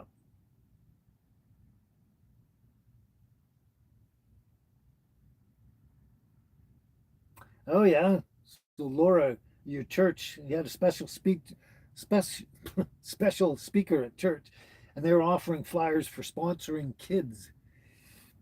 So you got two more sponsored kids, eh? Awesome. Yeah, Laura and everybody. Michael Jackson was very cool and very talented. One of the best ever in a long time. No one will ever be able to match him, I don't believe. And yeah, I was so sad that he passed and under very suspicious circumstances. And I really never believed that he was ever a pedo or anything like that. And all the truth is coming out now that he was actually out there trying to help kids um, get away from the industry, the freaks in the industry, and keep them protected. He was trying to protect the children. That's what he was doing, and and then the industry blew it out of proportion and tried to, trying to say he was the evil one, and I never actually believed that. I couldn't. I found it hard to believe, but anyway, let's just calm down now and have some fun. Oh, Catherine, you're playing their music now in the background, eh? Nice. Yeah, I like all his stuff there, Mark. I especially like Billie Jean. That's a really good one. And Human Nature. That's another great one. Yeah. And a Thriller. Oh yeah, on the top of the list. Thriller. I loved that the very first time I heard it, and I still do. That's right, Tess. He's the total entertainer. You nailed it there. The total entertainer. Oh yeah, I heard that a long time ago, Mark. Way back. Yeah, his father, Joe Jackson, abused him a lot, and it's so sad, so sad. And I think that's why he went out of his way to protect other children that were in that industry, or at least in the entertainment industry, like Macaulay Culkin, who is in movies rather than music. But I think that's one of the main reasons he went out of his way to try and protect and help children in the industries. There was a lot to do with his father.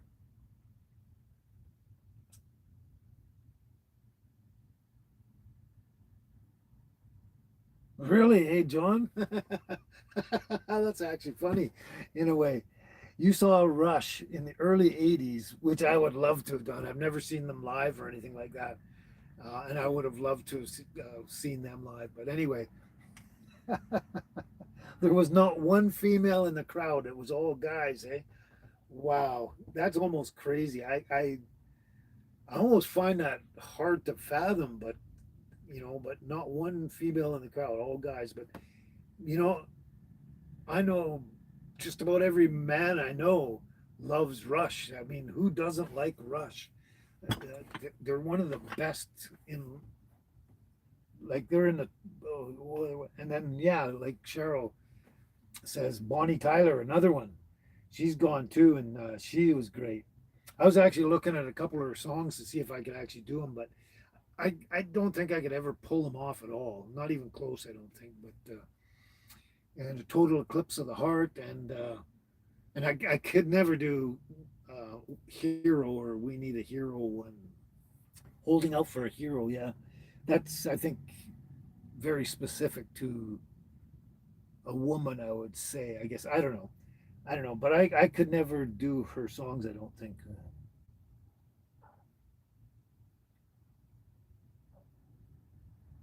Okay, I'm not sure. Are you talking about Michael Jackson's lawyer, Carl? When he got mad at his lawyer, the lawyer told him to lighten up. I think you're talking about Michael Jackson. Yeah, that makes sense. That makes sense. The lawyer was corrupt, obviously, too. Yeah, I felt bad for Michael Jackson too, Mark. Yeah. Oh, Catherine, you saw Rush in Canada live. Oh, I'm jealous. Roseanne Allen. Hello there, Roseanne Allen. Welcome back. Welcome back. Um, yeah, it's been a while. Been a little while, and I'm glad to be back. I'm feeling better, yes. And I will be getting around to some. You say keep posting your cooking shows. I will get around to them here and there, but there won't be as many. And the problem for that is because I've revamped my diet again, and um, most of my things are very simplistic. Let's say I cook a steak, and I really don't do much to it. I might cook a steak, and maybe I'll put some green beans on the side, but everyone's seen that many times before, right? And it's like it's not exciting. I mean, I guess I could just do it anyway, just because people like to watch someone cook. I even love watching cooking shows all the time. Um, but yeah, I'll get into that, and even if they're simplistic.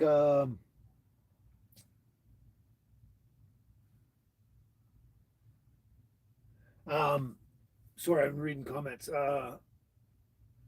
Even if they're simplistic, I mean, people just like to see that. So I'll probably do them even then. But there are a couple of things. There's one I've been meaning to do for quite a while now. It has to do with rainbow trout I caught, and I'm looking forward to that one. And I wish. Anyway, I got to answer this one before this. the comments are going by fast. But Mark says, yeah, like Joe Jackson didn't even care when Michael Jackson's hair caught on fire in one of his songs. Yeah, that doesn't surprise me at all. That's right, Laura. Music reaches to all peoples and languages, even the disabled and everybody. Peace.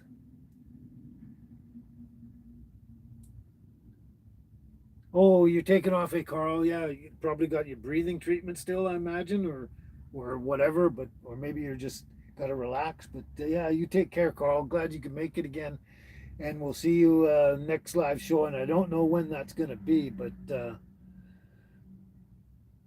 oh, Roseanne Allen. So sad about Randolph Mantooth. You have an autographed picture of him. Awesome, awesome, awesome. But yeah, take care, Carl, and stay safe and don't get burned by the fires or anything like that going on. Yeah.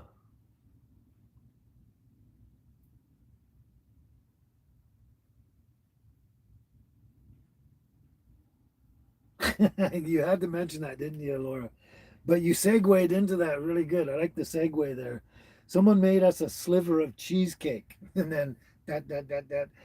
One day in the future, here we'll be having pumpkin pie. You don't know how long it's been since I've had pumpkin pie. Yeah, crazy. I was actually going to ask you about that, John, and I figured you're still treating people with the Rick Simpsons.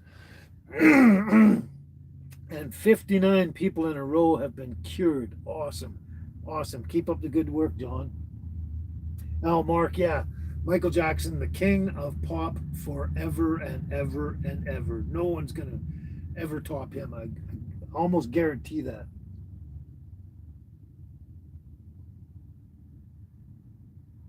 I'm not sure if you what you mean exactly, Laura, but if you're leaving, if that means you're leaving right now, you take care, Laura, and stay safe out there.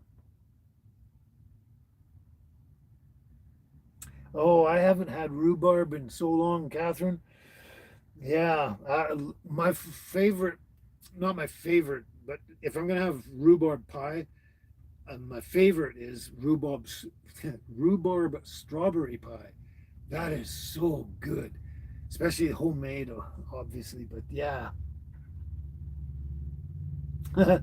so you're enjoying it a lot lately. You're having rhubarb pie, rhubarb crisp, rhubarb tarts, and it sounds like rhubarb applesauce or just applesauce.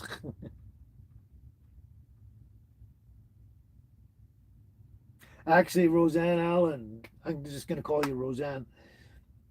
Yes, at the regional hospital in Penticton there, great group of people, doctors. My neurologist that was uh, working on me with my stroke and that, fantastic guy, just absolutely fantastic, really good at what he does, and very knowledgeable, and he had a fantastic sense of humor, man. He made me laugh all the time. Yeah, but yeah, a great group there, and that's why I kind of, I guess, recovered as quickly as I did, I suppose.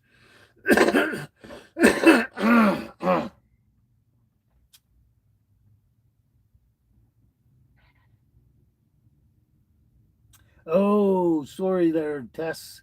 You take off too. I haven't even got into any singing yet, but we might be running out of time here for this live kind of thing. I'll try. I've been wanting to. I keep thinking of, oh, I got to do the song. I got to do that song. Got to do that song. Got to throw a song in somewhere. But this is really good. We're just reconnecting again here and having a great conversation about everything.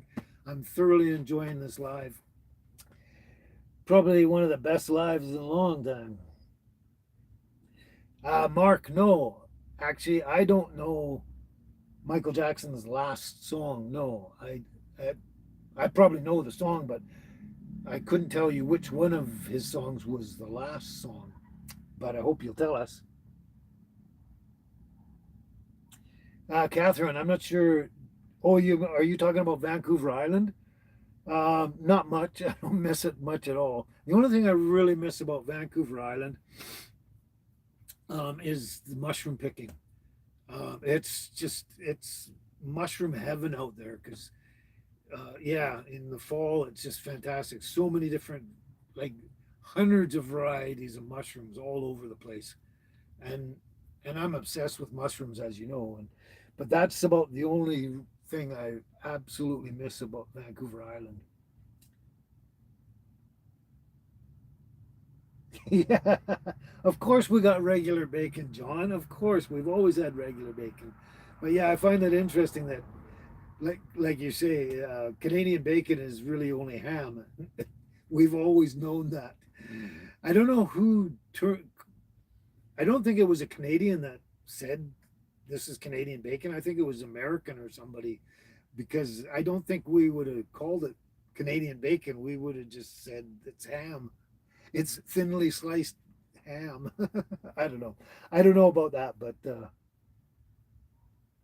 oh, okay. Thanks, Mark. I didn't know that either. It's Earth Song that Michael Jackson performed his final song on July 24th, 2009. Awesome. Thank you, Mark. Yeah, that's the only thing I miss about the island, Catherine, is the mushrooms mostly. I mean, in the winter, it's not so cold in that, but it's really wet there. So it's kind of a trade off, like right here in Karamias area, the whole valley. Um, it gets cold, but it's a really dry cold, so it's a lot nicer and easier to deal with. So yeah. Anyway, and then he passed away on the 25th of July 25th of 2009, the day after the Earth song. Thanks for bringing that up, Mark. Oh, that's another one too. So, Susie, uh, the Man in the Mirror. Yeah, I love that one. The Man in the Mirror. Anyway, Tessa, you're probably gone now, but anyway, you take care and stay safe out there, Tess. It looks pretty crazy over there. She probably missed that, but I was too slow on the thing.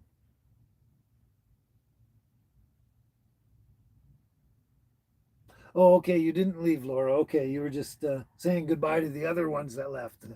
That's kind of what I was thinking, but I wasn't sure.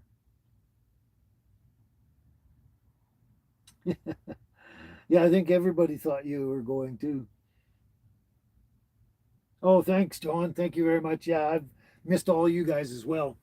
It's nice to be back, and uh, um, I'm trying to think of something. It's very nice to be back, and I'm having a good time, and really nice to reconnect with everybody. It's been quite a while.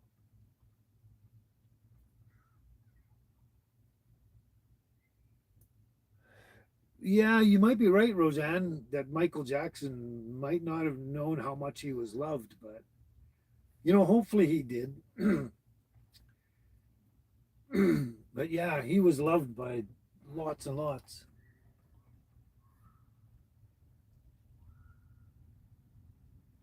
Yeah, you saw that, eh, Cheryl?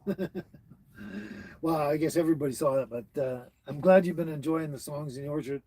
I thought I had to do something to fill the gap, and maybe not. I wasn't gonna be able to do any longer videos about projects or anything like that because I haven't really been. I've been trying to relax mostly, but I thought if anything, I could do the shorts and do some songs here and there or poems and stuff like that. But yeah, um, but yeah, that one where the kilt fell off that got 3,700 views. Yeah, and that's why I put out the other one because I didn't really, unfortunately, I didn't personally care too much about my singing of that song that day, "The Sound of Silence."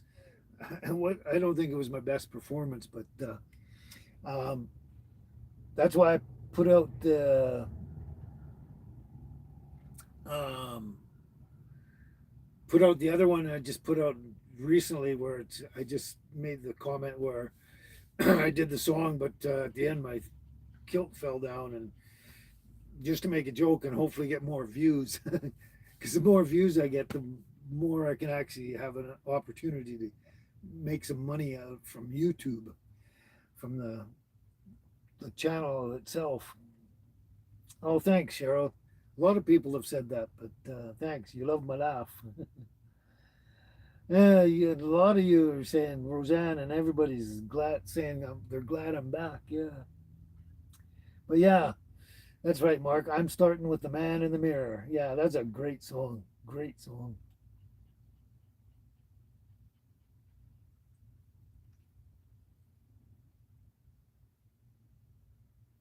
Oh, really, Mark? Okay. I appreciate you saying that. When I wasn't posting a lot, your heart was pounding so much, and when I posted again, your heart fell in relief. That's cute. I like that.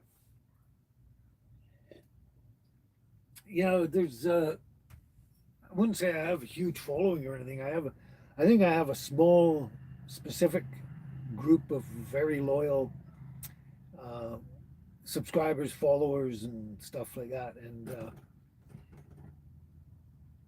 thanks, Roseanne. Yeah, real. I've said that a lot all ever since I started wearing them. Real men, only real men wear kilts. But thanks, Roseanne. But yeah, Mark. Uh, we have a. I guess sometimes it's better to have a smaller community because then I can sit there and communicate.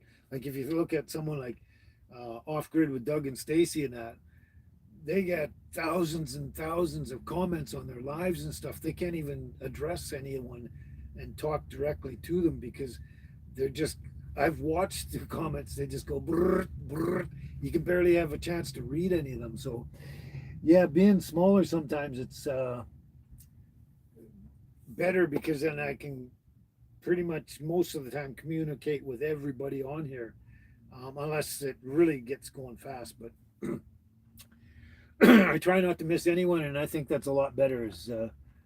I mean, it's called social media for a reason. It's about communicating and feedback and all that kind of stuff. I mean, there's a lot of people that I'm not even going to mention names because but I want to. But there's some people out there with their channels. Um, they don't even. They seem like they don't ever look at the comments at all, and they almost never ever comment back to what it's been said on there. And it's like, well, what's the point? Like it's social media. It's about you put out videos on your channel and people are supporting you by viewing and subscribing and all that kind of stuff. So it would only make sense that you're going to communicate with them, not just ignore them. And there are a handful of people on my mind that do that. That I don't watch them anymore because basically because of that. They don't seem to be interested in communicating and with their own supporters, the people that actually like pay them just by viewing to keep going, right? I mean, yeah. Anyway, I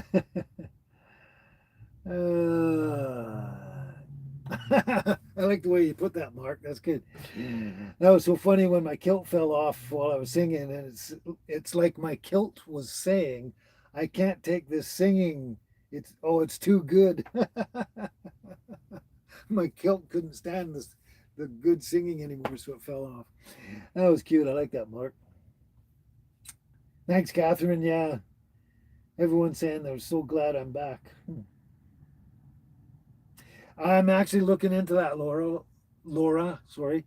Um, yes, I need to get zipper. I'd lost so much weight going through the hospital thing, and now being on a different diet, and that I'm slimming down pretty good, and they're starting to all slide off. And I'm looking into suspenders for sure. I'll probably get them off Amazon, maybe. There's a couple of shops. One's in Soyuz. So I want to go down there, and maybe see if I can find them locally because then I get them faster. If when I order something off Amazon or anything like that, I'm still waiting for a couple of things that I ordered a month ago. And you know, like when you want to buy something, you want to buy it and then have it and enjoy it right away, right? So you buy it off Amazon and then you wait and wait and wait and it's going, oh, when's it ever going to get here? Okay. That's right, Laura. That's why I actually put the video out because you couldn't really see much um, because um, oh, I'm missing comments here because the trees were in the way. Yeah, and that's one of the reasons I put it out because you couldn't really see much, you know.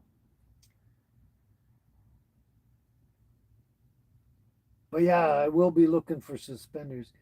Thank you, Lila. You're truly missed. I was truly missed, and you're so glad I'm back. Yeah, thank you. Everybody's saying that, and that's great. Okay.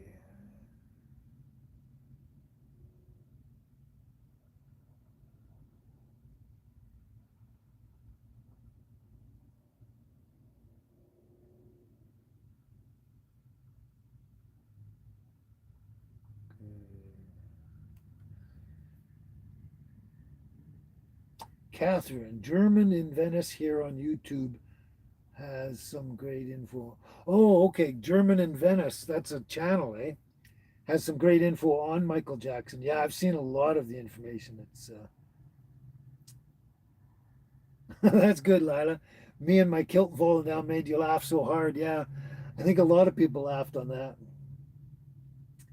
Thanks, Cheryl. Yeah, I try to be. But thanks for the compliment, Cheryl.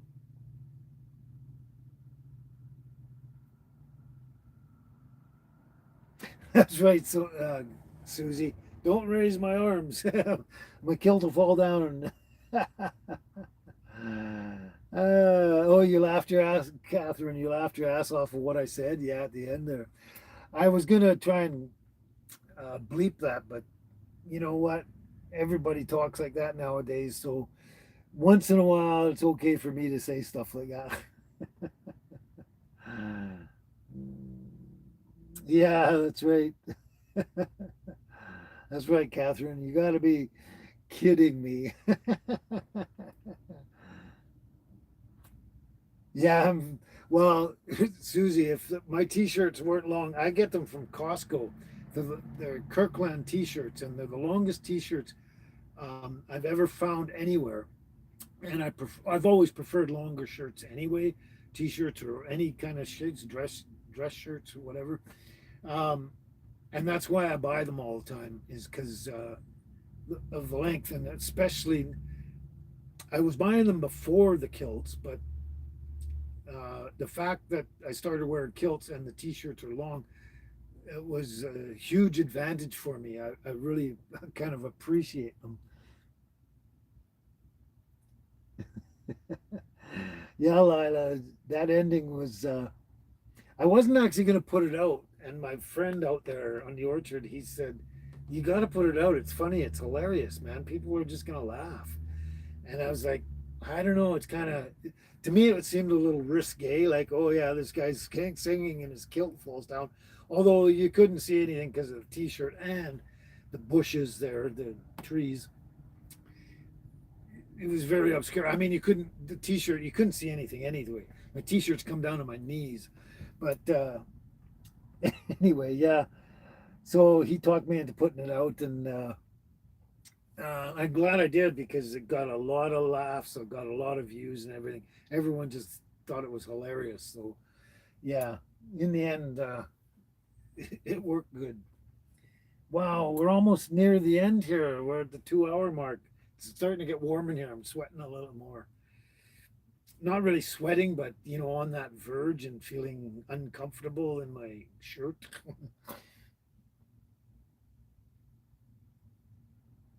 Yeah, yeah, Laura. I know a lot of people have said that word before too, like when it's necessary, I guess. But yeah, uh, you say you had to admit that you've used that word before when once in a while. Yeah, I'm working on it today. I'm wearing my belt. It helps a little more, but still, even with the belt on, it could fall off. I've lost so much weight actually, which I appreciate, but I might have to cinch in my put another snap on them and cinch them in a little tighter. But I'm gonna get suspenders, so getting suspenders, I won't have to buy any more smaller kilts. I can just keep the ones I got and make sure they don't fall off. But yeah.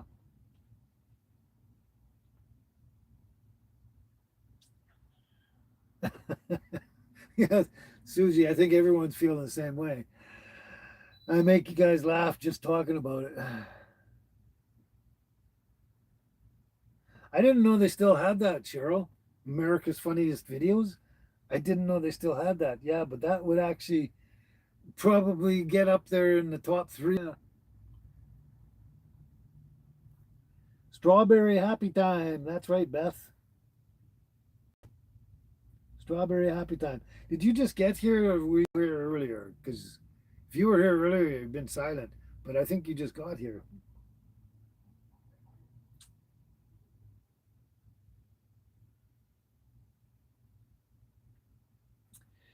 Um,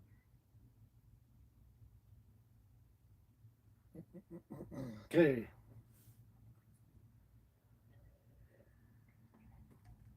What am I doing for the rest of the day, Cheryl? Well, first I'm going to get the dogs out, and today's Sunday. Yeah, yeah. There's not much I'm going to do. I got to go to the store and pick up a couple of things. That's for sure. But mostly I'm just going to relax. I've been actually organizing this place. It was all cluttered and full of stuff up there, and the last couple of days I've been taking a bunch of stuff into the storage room and clearing that out so I can get more organized. I cleared out a lot of stuff that was piling up in the bathroom area and stuff, and I'm just starting to get back on track. Excuse me, with tidying up and keeping clean. Oh, and I was doing laundry the other day. I desperately needed laundry. I was almost out of socks and t-shirts, but yeah, I don't have a lot to do. I'm just gonna go to the store and grab a couple of things I need. I'm gonna run the girls around the park again. Um, oh, what else was I gonna do? I was gonna go check out the secondhand place over there, see if they got another chain for me. Um, yeah, actually, I thought I had a bunch to do this afternoon, but I don't really, not that much anyway. My work's going to start tomorrow and Tuesday and stuff. When I get back to the orchard, I got to make that stand for my air conditioner and stuff like that. And little projects I have to do. But yeah, I'm gonna actually not do a lot today. I thought I was, for some reason on my mind, I had some more to do. But yeah, that's right, Laura. The TV people would bleep out what I said on that if I sent it into uh, funniest videos.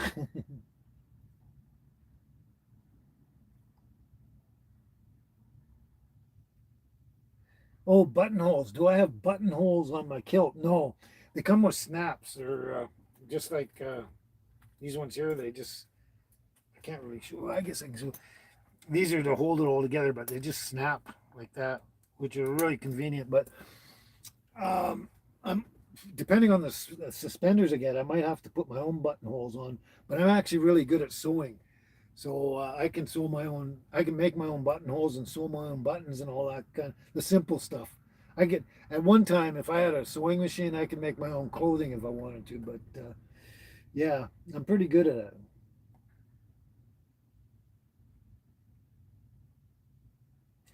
Oh yeah, Mark, I've probably seen that one. I've seen a lot of funny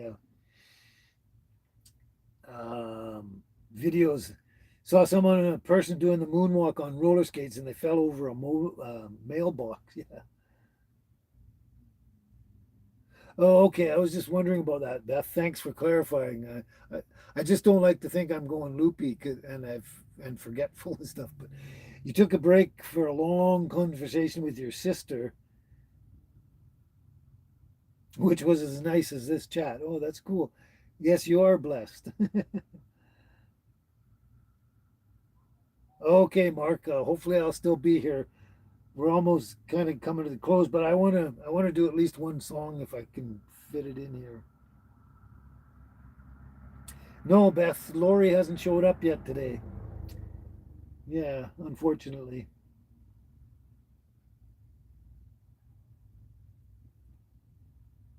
Thank you, Cheryl. Yeah.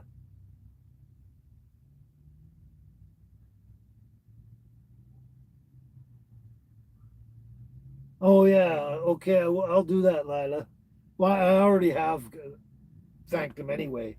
Yeah, and he did went beyond above and beyond on that one too.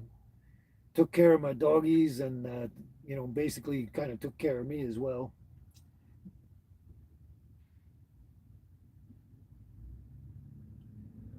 Okay, Roseanne, what famous rock band can't sing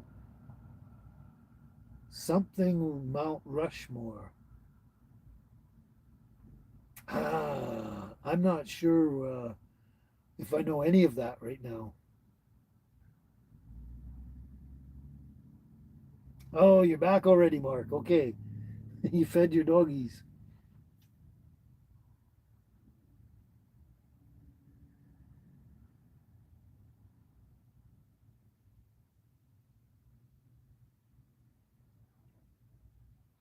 Oh, speaking of that, Beth, come here, little monkey. Just for those that missed it earlier, there's baby. She's doing great. Yeah, Angel, where are you? Come here, Angel. Come on, let's go. Come on, Sleepy. They've been kind of napping in the heat here. And there's the Angel. And they're both doing great. They're both doing wonderful. But thanks for the compliment there, Beth, too. Oh, I didn't drive to the hospital there, Cheryl. Okay, what happened was I was down at the rest stop and I got up in the morning and I was lying on the bed and I didn't feel too bad in a way. I had no real symptoms except there's really bad pain at the back of my skull here, right by my spine, and really bad pain. And so I finally got up, and as I got up, that's when it all hit me. I couldn't walk straight. I was walking sideways. I couldn't see straight. Everything was blurry. Just I was really messed up, and uh, God is so wonderful in his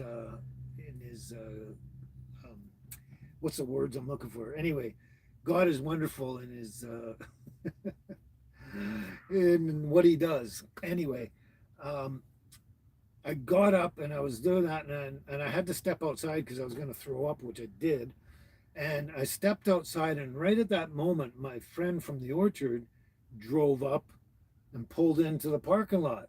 Right at that moment, and I stepped out and I started walking towards him, and he was starting to make a joke like, "Hey, stupid," and all this kind of stuff. Like he says a lot of funny stuff and everything. But anyway, it almost sounds abusive, but it's just joking around guy stuff. Anyway, I just started walking towards him and I said, "I'm really messed up." And I said the F word. "I'm really messed up, man." And he took one look at me and he said, "You're having a stroke."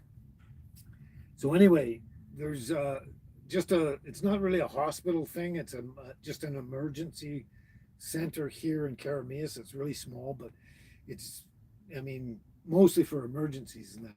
So anyway, he ran me down to the emergency place, and I went in there, and after they checked me out and see what was going on, doing tests or whatever, I don't even remember much of it at all. Anyway, they got an ambulance right away and they threw me in an ambulance to get me over to Penticton. There was no driving with my friend or anyone driving there. I took a very fast ambulance to get there. So yeah, that's how I got there. I don't know how long it took because it's generally oh pretty much an hour drive, or the better part of an hour to drive there just regularly. So I don't know how fast they got me there, but It would have been a lot faster than regular speed driving. Yeah. Yeah, I was glad I wasn't alone there at that moment. I mean, if my friend hadn't showed up at that very moment, I might not have made it because sometimes it takes a while before anyone actually pulls into the parking lot to dump their garbage or go to the bathroom or walk their dogs or do whatever they do there at the rest stop. And if nobody had showed up, I would have been screwed because I couldn't drive. Like I was not capable of driving. So it was very, I don't like to say luck because I don't believe in luck. There's no such thing as luck. You're either blessed or you're not blessed, kind of thing, sort of thing. It's a when you what seems like good luck, good fortune is actually a blessing from God, kind of thing. Anyway, I was so blessed that he uh,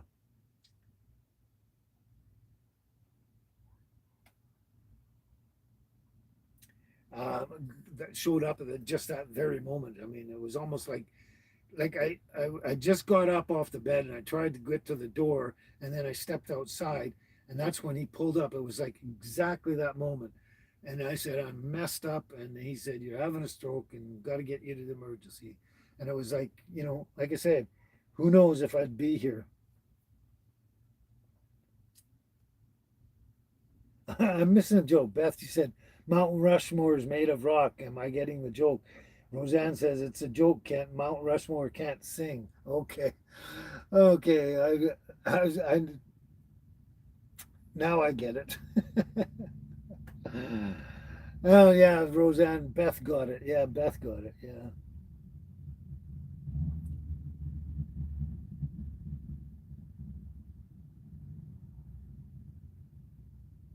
that's right, Mark. Exactly that. That's exactly what I was trying to say too. Yeah, but yeah, it was. I was meant to be saved. God made sure of that. Mike, hello, Mike. How you doing, Mike? Glad you make it back. Glad you're back, Mike.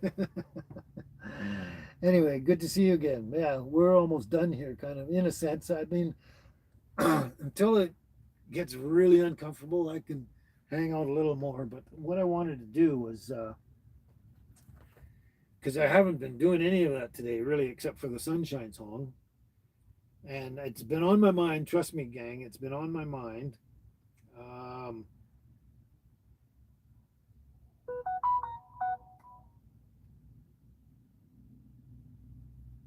anyway, um, where am I here? There we go. Whoops. This one I was thinking about yesterday. So hopefully you like it. I've done it before down to the river. So,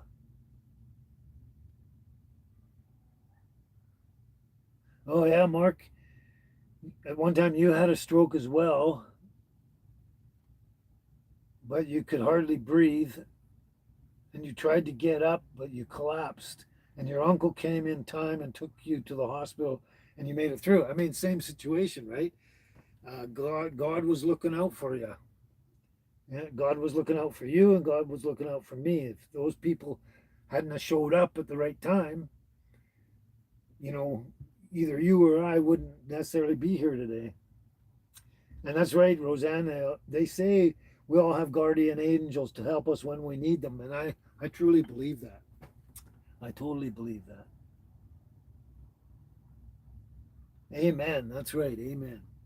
Anyway, I'm gonna do this because it'll bother me if I finish the show and don't do a song, at least one song. So I've done this one before, but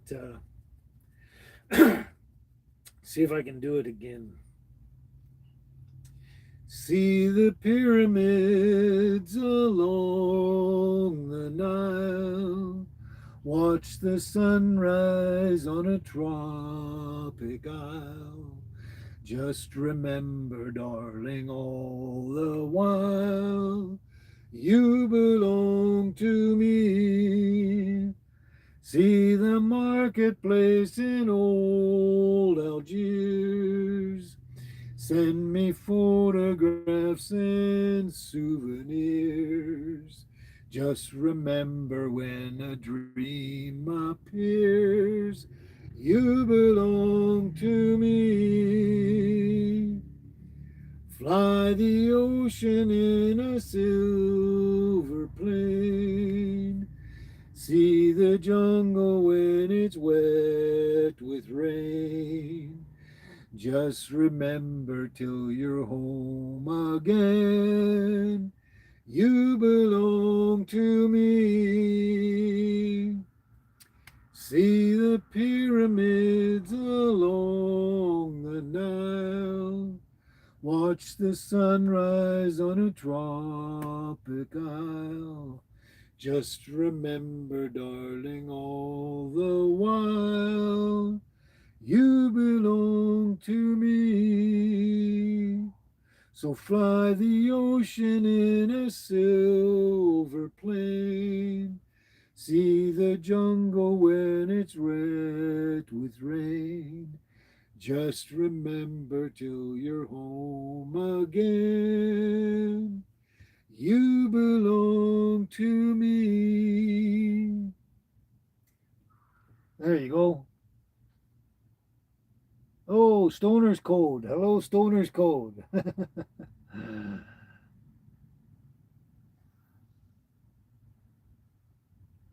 Oh, thanks, Mark. Thank you for that. Oh, thanks for that too, Mark. Great to hear my voice again, and I became even better at singing. Well, I found this was a really easy song for me, and I even for me hearing myself sing, I feel that that's one I can actually pull off, and I don't feel uncomfortable about it. But thank you, and thanks Cheryl for that as well. Yeah, spell check will get you, Beth. I think so too, Mike. I mean, wait, I mean Mark. Yeah. But thanks, Beth. Thank you, everybody, for all your compliments. That's wonderful. Let's see what else. What else is here? What's this one? I did that one in a video already, so you've seen that recently. Oh, I did that one recently too. So, not that it would be a problem, but and I did that one too. All these ones I got caught. I have to screenshot um, them on this phone, so because I don't have necessarily have Wi-Fi when I go out to sing the songs, so I have to screenshot them on this phone so I can just look it up from my photo album. What do we got here? Did that one too.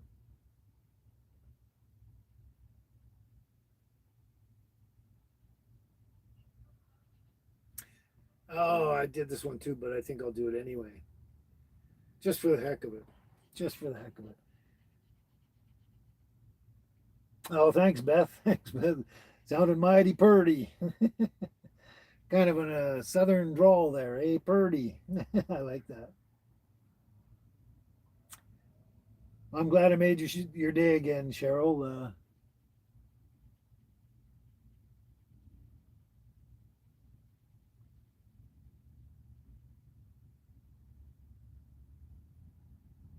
That's right, Beth. Music does help the mood, doesn't it? It really does. Hey, little monkey, what you doing? Monkey came back up on here. Whoops. Whoops, whoops, whoops. Oh, I can't move that. Why? She likes her little belly rubs. She likes her little belly rubs, yeah. The baby's sitting there. She wants attention too. She's holding one of her toys there. You got this toy, eh? Yeah. She's looking at me like, Dad, what about me? What about me? There we go. Okay.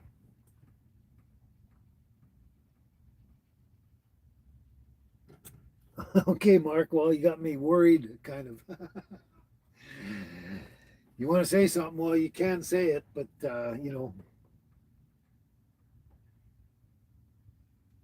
yeah, they're quite well groomed. They're actually going back in on. I don't remember the exact date now, but in August sometime. I think it's early August. They're going to go back in and get groomed again. Baby's starting to get to the point where she's overgrowing, but Angel seems to last longer before she needs a trim. But they're going to get it anyway.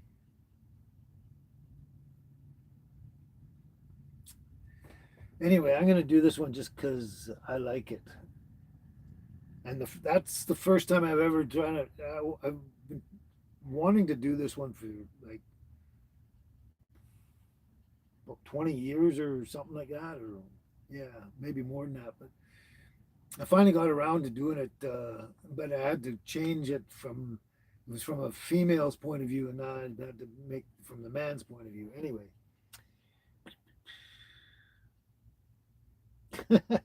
spell check will get you every time, eh, Laura? Fogs are feeling nappy. Dogs are feeling nappy. Yeah, yeah, that's right. They're lucky. It's a dog's life, Beth. Yeah, they get to nap when they want to.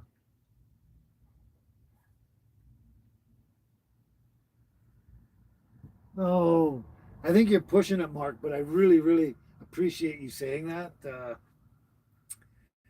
It makes me feel good and more confident and stuff like that. But I don't think I'd ever get to that level. You'd say my voice could really change the world forever. Like Michael Jackson became the king of pop, I could be the king of voice. I think you're pushing it a little, Mark, but I really, like I say, I do appreciate that compliment. I really take it to heart. Thank you, and I know you mean it, but I wish I felt that way. I could feel that way about myself, but I don't hear myself as good as you probably do. But yeah, well, I'm believing in myself a lot more these days, and these last few years and stuff. My confidence has come up in my old age a lot more than it was when I was younger. But and Beth agrees with that. She says truth. Uh, oh, and Laura says we'll call him Mr. Easy Listening. Well, thank you guys so much. Thank you so much. Yeah. Acapella aficionado. You guys, thanks, Beth. Okay, let's try this out. And I got to change it. It's written in the other way, so I got to change the words as I'm reading it. And sometimes I have a tendency to make a mistake. Hello, monkey. Hello, monkey. Yeah, I think they're trying to tell me they need to go. Yeah, they're getting too tired of the heat and stuff, and they might have to do some business.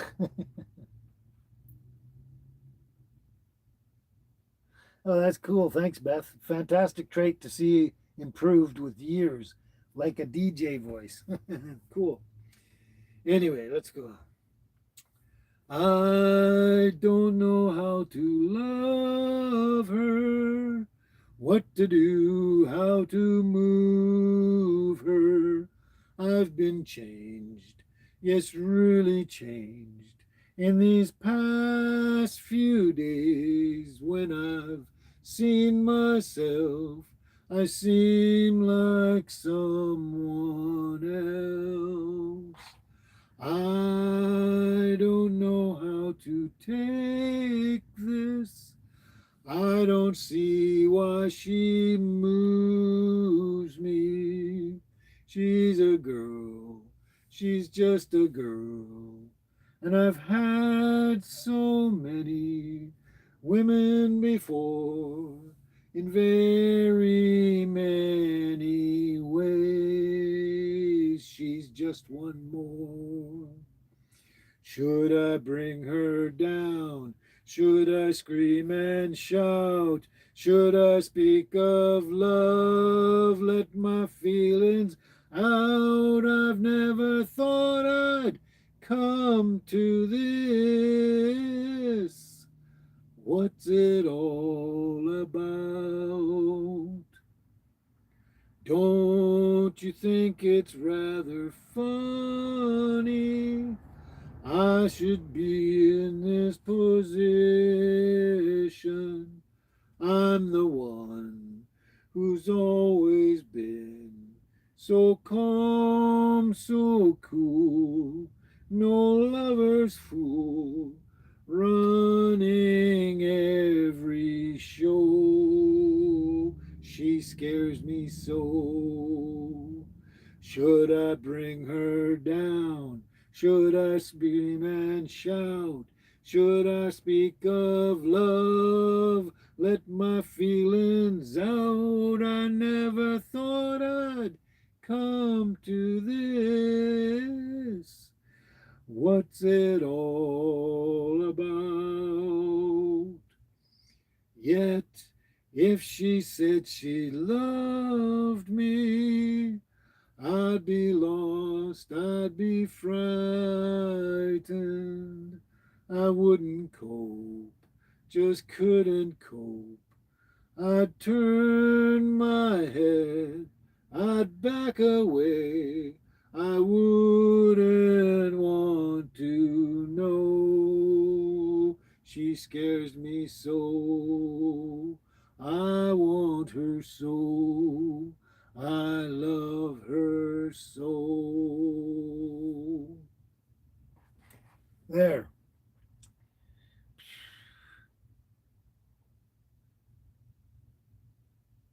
Oh, Cheryl, almost missing some comments here. Uh, no, actually, basically, he goes down to the because in the orchard they have specific areas and stuff like that. How do I put this in a nutshell? Anyway, he bags up all his garbage and it's like once a week or something. He takes it all down to the rest stop and drops it off in the garbage bins at the rest stop because it's a lot easier than dealing with it on the orchard and that. So, anyway, so that was just the day he decided to take his garbage down and drop it off. So it was sure almost coincidence. So that's how he ended up. Where did this thing go? Oh, there you go. That's why he showed up there, and it was just like I say, circumstance that he just showed up. I was blessed, obviously, by God that he showed up at that moment there. But that's what he was doing. He was just hauling his garbage down to the bin, the big bins at the rest stop there, like he does. Like I say, roughly every week. Oh, thanks, Mark. A live sing. Yeah, maybe we'll see about that.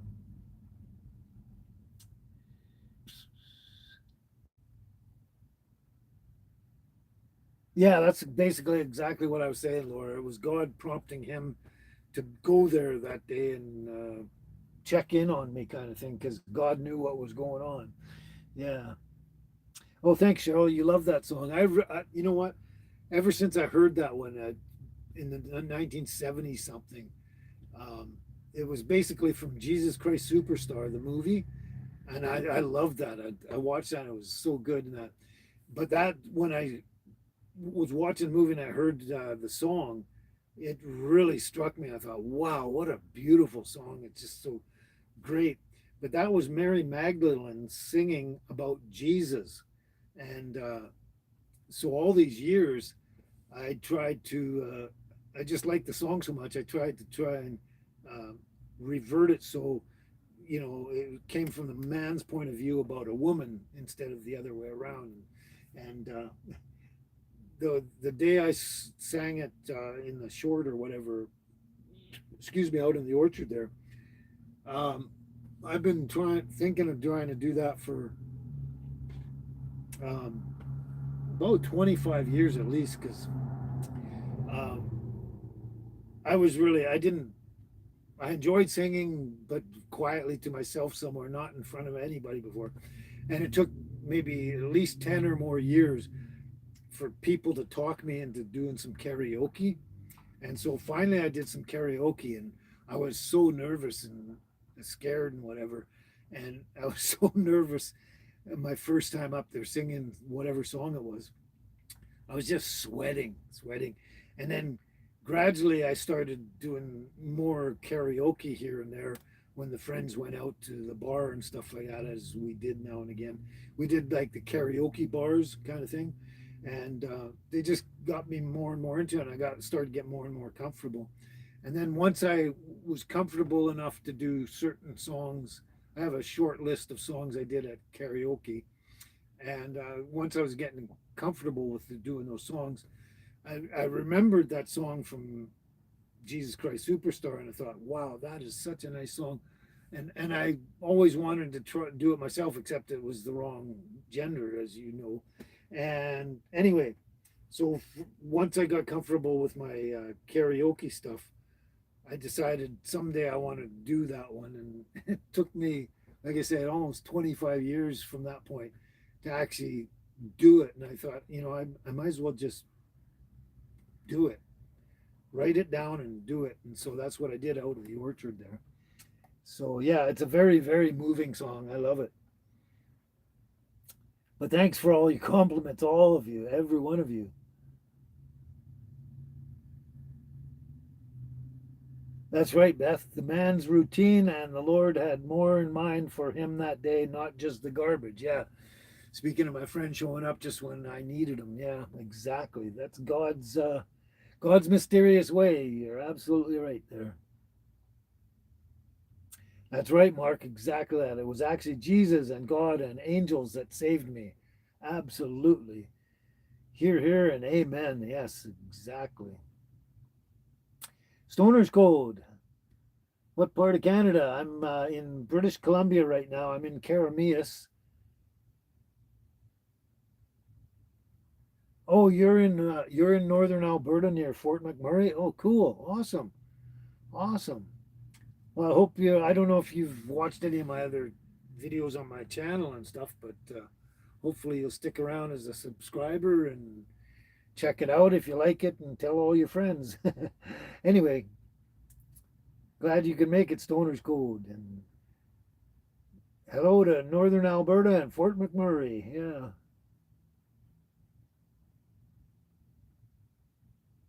Oh, that's great, Cheryl. Thank you. Yeah, it is a very nice song. I really, like I say, the first time I ever heard it, it's actually written by, well, the whole thing, Jesus Christ Superstar, was written by Andrew Lloyd Webber and Tim Rice. And yeah, uh, they Andrew Lloyd Webber has done a ton of really good stuff. But yeah, uh, that was him doing that. But I'm glad you want to listen to it over and over again.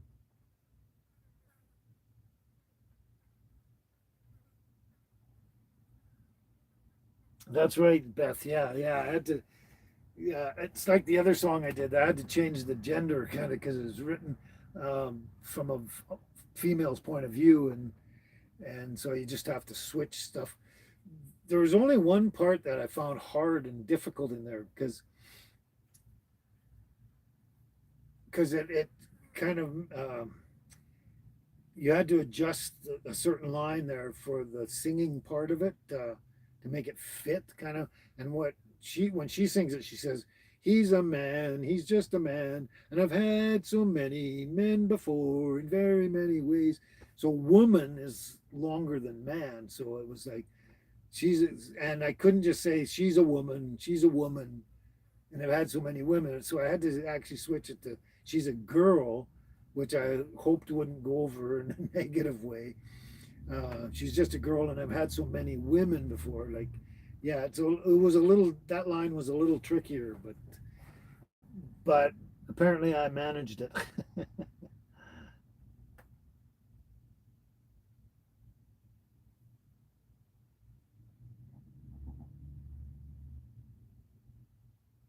Actually, mine's starting to growl a little bit too, Laura. My tummy, just a little bit.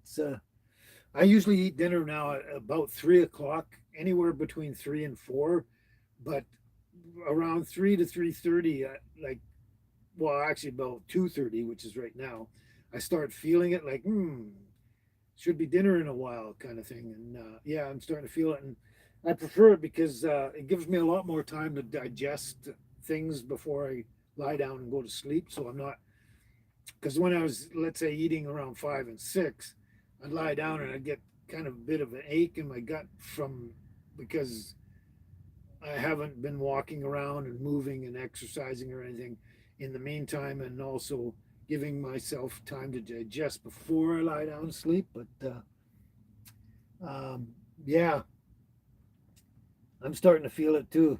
I'm going to be, I know I'm going to be eating somewhere around 3, probably to 3:30.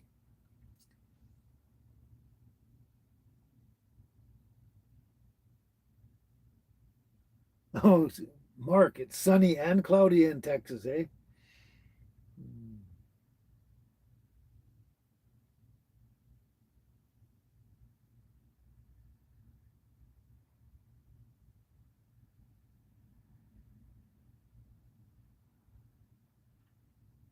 I think you got some spell check going on there, or something happened there, Beth. But getting tears leak out has helped this gal Beth here through grief for something moy. Music helps maintain the steadiness of the dips in the grief cycle. That is very true, Beth. Holy cow, it's 36 down there, and it feels like 44, Mark. Holy crazy, holy cow. That's 102. 36 is 102. Holy cow. Yeah, when we hit 36 here a little bit ago, number of days back, that was really hard on me. Yeah.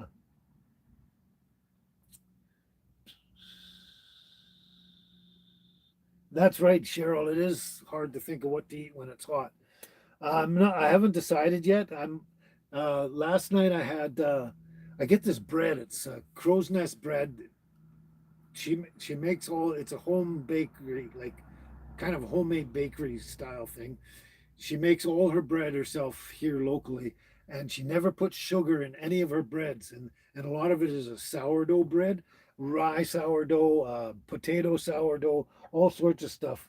Oh, I'm missing stuff here, and the bread is so delicious. I got it's it was a buckwheat sourdough, um, with sesame seeds on it and stuff. Oh, it's so good. Anyway, I got some sliced roast beef from the market up here, which is local stuff, roast beef and that, not not commercially packaged or anything. And so uh, I had that bread, and then I put mayonnaise on there, and I put avocado slice on there, and the roast beef slices on top of that. And I finally sliced some fresh garlic on there as well, and put it all together with a bit of salt and pepper. Oh my God, it was so good. I'm thinking of having that again tonight, but I'm gonna look through my fridge and see, and I'm not 100% sure what I'm gonna do. I've got so much food too, and I've got a steak in there that needs cooking and needs eating, and I'll have to cook that up today before it goes off, and I'll either eat that tonight myself, or I'll just chop it up and give it to the girls because they love beef once in a while. So, yeah. So, yeah.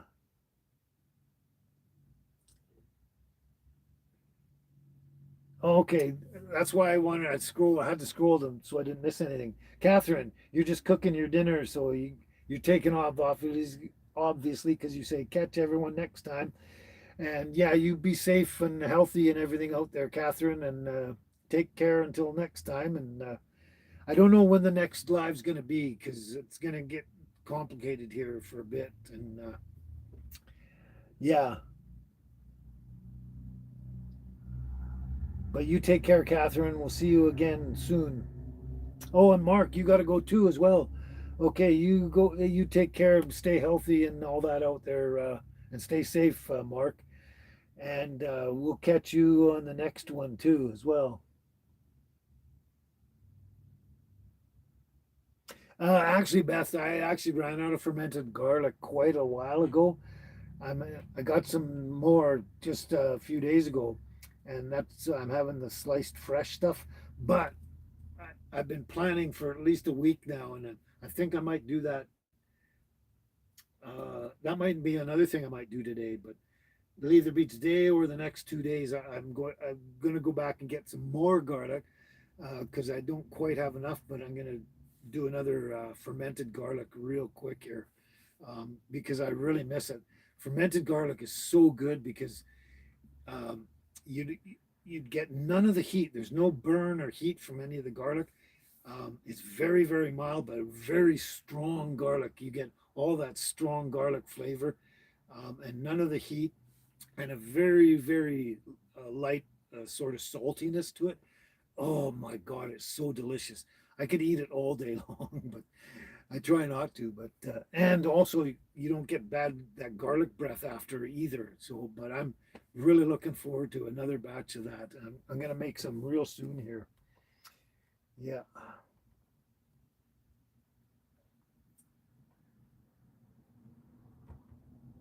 Okay, let's see what happened here. Okay. Oh, Dennis Holtzman. Hello, welcome back. I know you've been here before. See, I missed some comments here. Yeah, I know you've been here before. Pretty sure, Dennis Holtzman. Welcome back and hello there. Hope your day's going good. We're almost done here for the live today, but we'll keep going for a minute.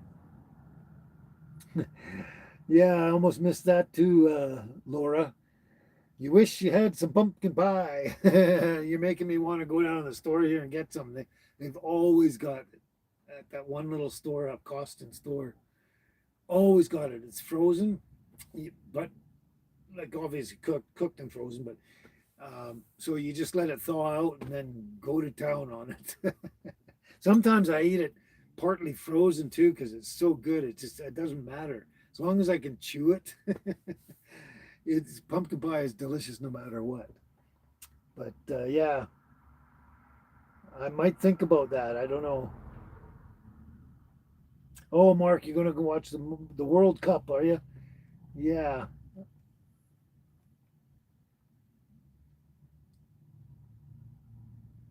Oh, with grilled cheese and Pepsi. Wonderful. I haven't had a grilled cheese in a long time. I don't do Pepsi, but I sure do the grilled cheese. Oh, that's right, Beth. I used to love that steak and eggs in the morning. Oh my God, so good, so good, so good. Yep, that's one of the best breakfasts ever. Steak and eggs. It's high protein. That's right. Yeah.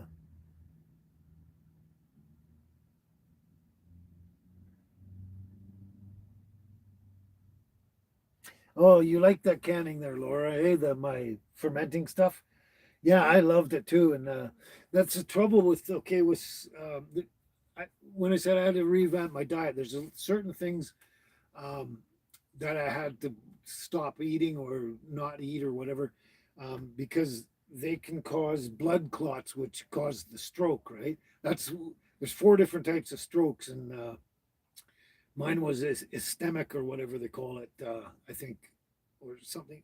I don't know which one it was, but anyway, my stroke was caused by a blood clot, and the blood starts to thicken up and block your artery, and then when it gets too thick, that's the blood clot there, and then that's where you're gonna have a stroke because your your brain and your heart and everything is not getting enough blood because nothing's circulating. But anyway, um, so basically, the sad part is, you know how I fermented my own sauerkraut there.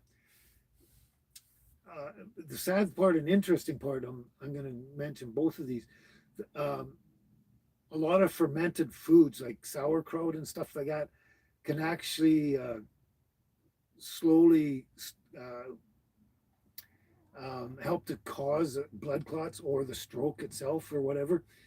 So even I've still got some of my own sauerkraut there that I can have it in small quantities, like every now and again. So but I can't have it like every day like I was doing it. But yeah, many fermented foods can um, cause the risk of blood clots and strokes and stuff like that. But the one great thing, the most wonderful thing of all news for me, is that fermented garlic has the opposite effect. It actually helps thin your blood and avoid you having blood clots and strokes and stuff. So thank God for that, because fermented garlic is one of my most favorite fermented foods ever. My sauerkraut was delicious and amazing, and I'll miss it a bit. But I mean, like I say, I can have it like I can have it once a week, you know, or longer, and without causing any problems, kind of thing. Um, so that's okay. I'll have it now and again, but I got to stay away from most of the fermented stuff, um, and have it in very small doses here and there. But the garlic, I get to have that practically as much as I want, kind of, which is so good because it is my favorite. Oh, so there.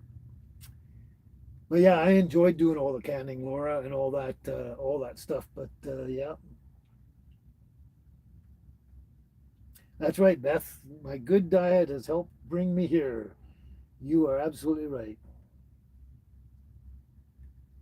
Oh, I don't know. I haven't seen one yet. It might have gone through today if you did it today or something. I don't know because I've been getting a couple of notifications here, Cheryl.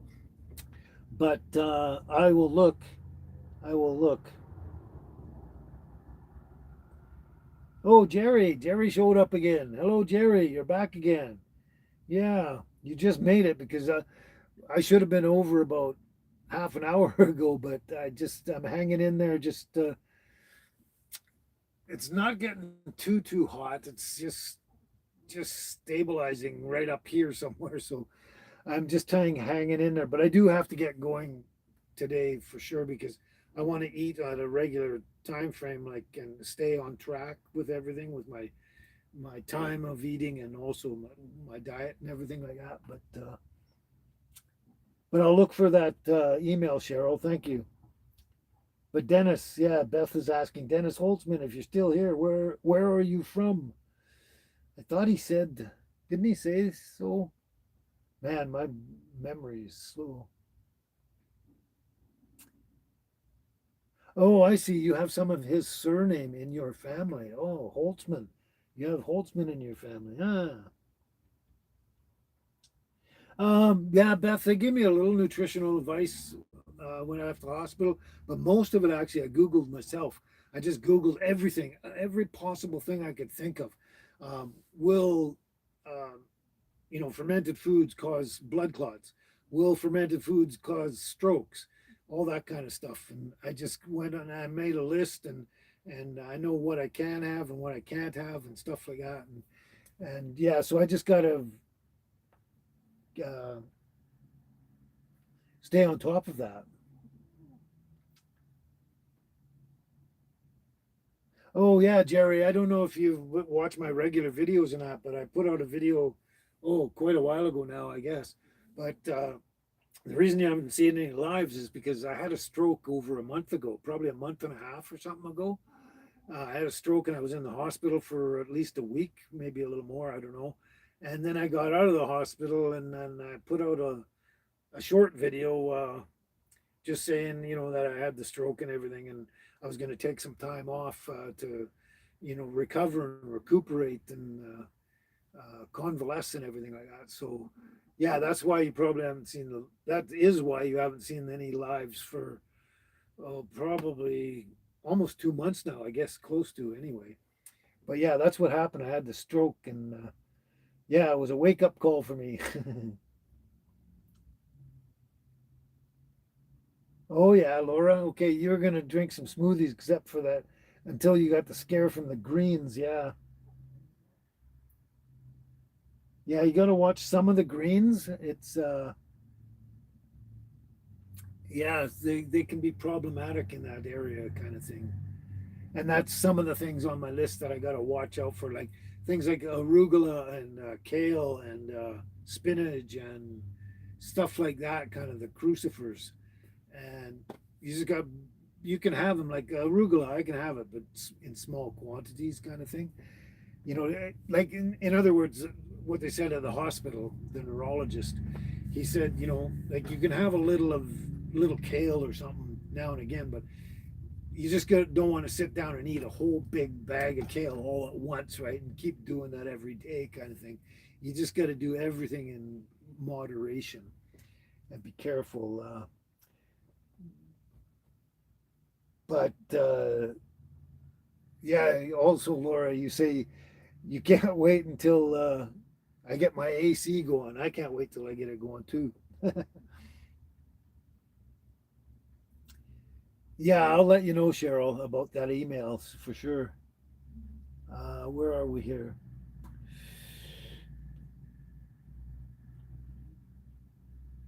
Um, I should look at the. Where is he from? I don't know where he's from. I think he said he wasn't he up in northern Alberta at Fort McMurray? I thought, Beth, but I don't know that's where he actually hails from. But anyway,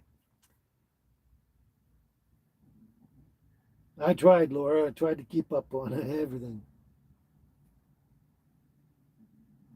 Yeah, I'm doing much better, Jerry. Yeah, I'm actually getting my energy back and feeling a lot better. I got some minor issues now. I got a really sore, stiff neck a lot of the time, which I did have before, but it's the other pain's gone away, and it's just kind of a residual, and that's about it. But I'm feeling better. Even my digestion and everything's a lot better. My functionality and all that with the Crohn's and everything, it's much better than it was before I went into the hospital, kind of thing.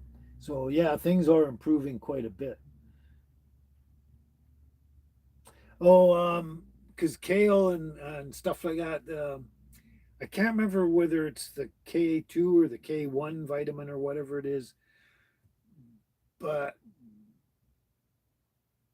and it might be even something else on top of that. But they can, if you eat a lot of it, like I'm talking bags and bags of it, you overindulge in it, kind of thing. It can help to cause blood clots, which cause your stroke and that. So you just got to be careful with that. Like they say the best kind of thing is a more of a Mediterranean type diet. We get a balance of everything and certain greens that are problematic, like kale and spinach and arugula, and I can't think of all of them right now, but even Brussels sprouts and stuff like that, which is interesting because Brussels sprouts and cabbage on their own aren't so bad, but when you ferment the cabbage and make it into sauerkraut or something, that's when that becomes more problematic for strokes and blood clots and stuff like that. But yeah,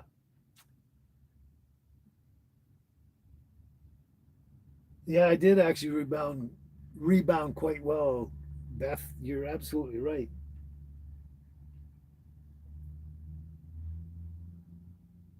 I'm surprised, Cheryl, that anyone's doing fireworks now. I don't think you can do them here because they haven't specifically put a fire ban on, but they should because it's so bloody hot and there's so many fires across Canada. But um, at this time of year, they're usually banned for the summer season kind of thing. You're only allowed to have them when it's like I guess up to the end of May or even June, and then you can start again in maybe October, November kind of thing. Yeah, but yeah, it scares the dogs too. The fireworks always scare the dogs and the cats and everything.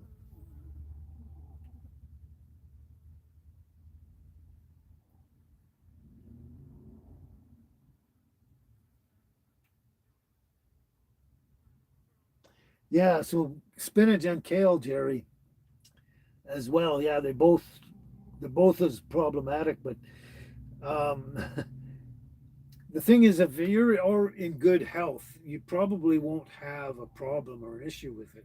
It's when you, let's say, your health is slowly deteriorating, or if you have problems with your blood vessels and arteries and stuff like that.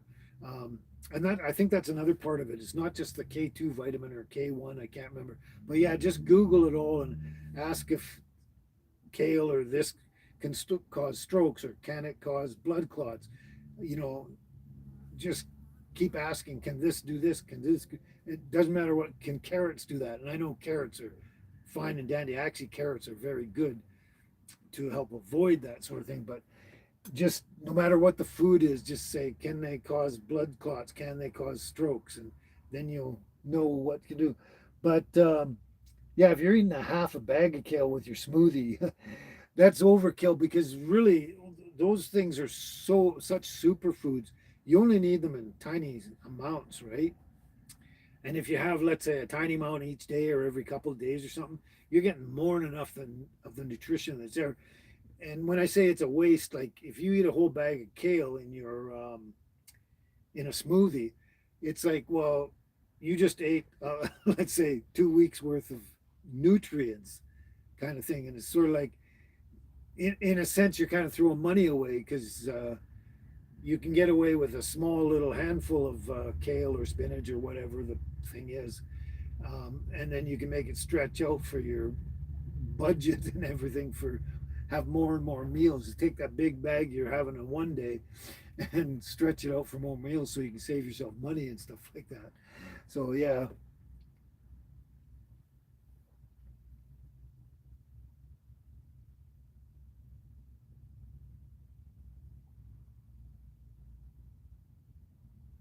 yeah, Laura, you're right. Yeah, even though you only see some people on YouTube and social media, you feel that connection with certain people, and so you care. Yeah, and you say one guy had a dog pass on, and you burst into tears. Yeah, I kind of do that as well. I get very emotional about things like that as well, especially animals, pets, and all that kind of stuff.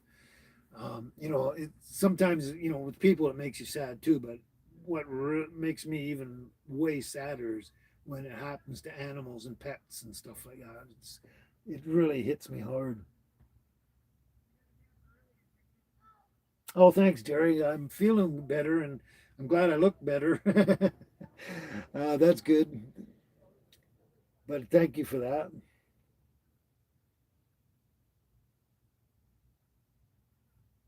Yeah, sometimes the fireworks too close, Laura. Yeah, it hurts your ears, and they don't like it. And that's right, Laura, too. Even vitamins in excess can be bad. Exactly.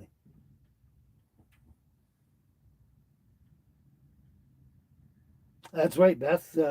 Most Germans eating a lot of kraut have to find a balance in their diet to survive the stroke risk. Yes, true. But like I say, if you're in good health and that, your body can take a lot of abuse. Um, you know, um, as long as your health is good, and like drinking alcohol. We've always said, ever since I can remember, everyone always said the key to drinking is eating. So you don't just drink and drink and drink and don't eat anything, right? Um, you got to, if you're having some drinks, have some food, have some drinks, have some food, balance it out.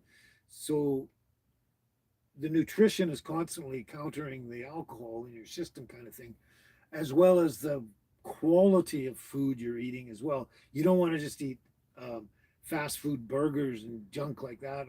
Like you want to eat good home cooked meals and salads, Mediterranean style diet and stuff like that. So yeah, it's but I don't know. Like I say, like if you're in good health, like obviously I was maybe having an issue. There's another thing too. Is one thing that's really, you got to watch your sodium intake. And I was taking in a lot of sodium because I love my salt.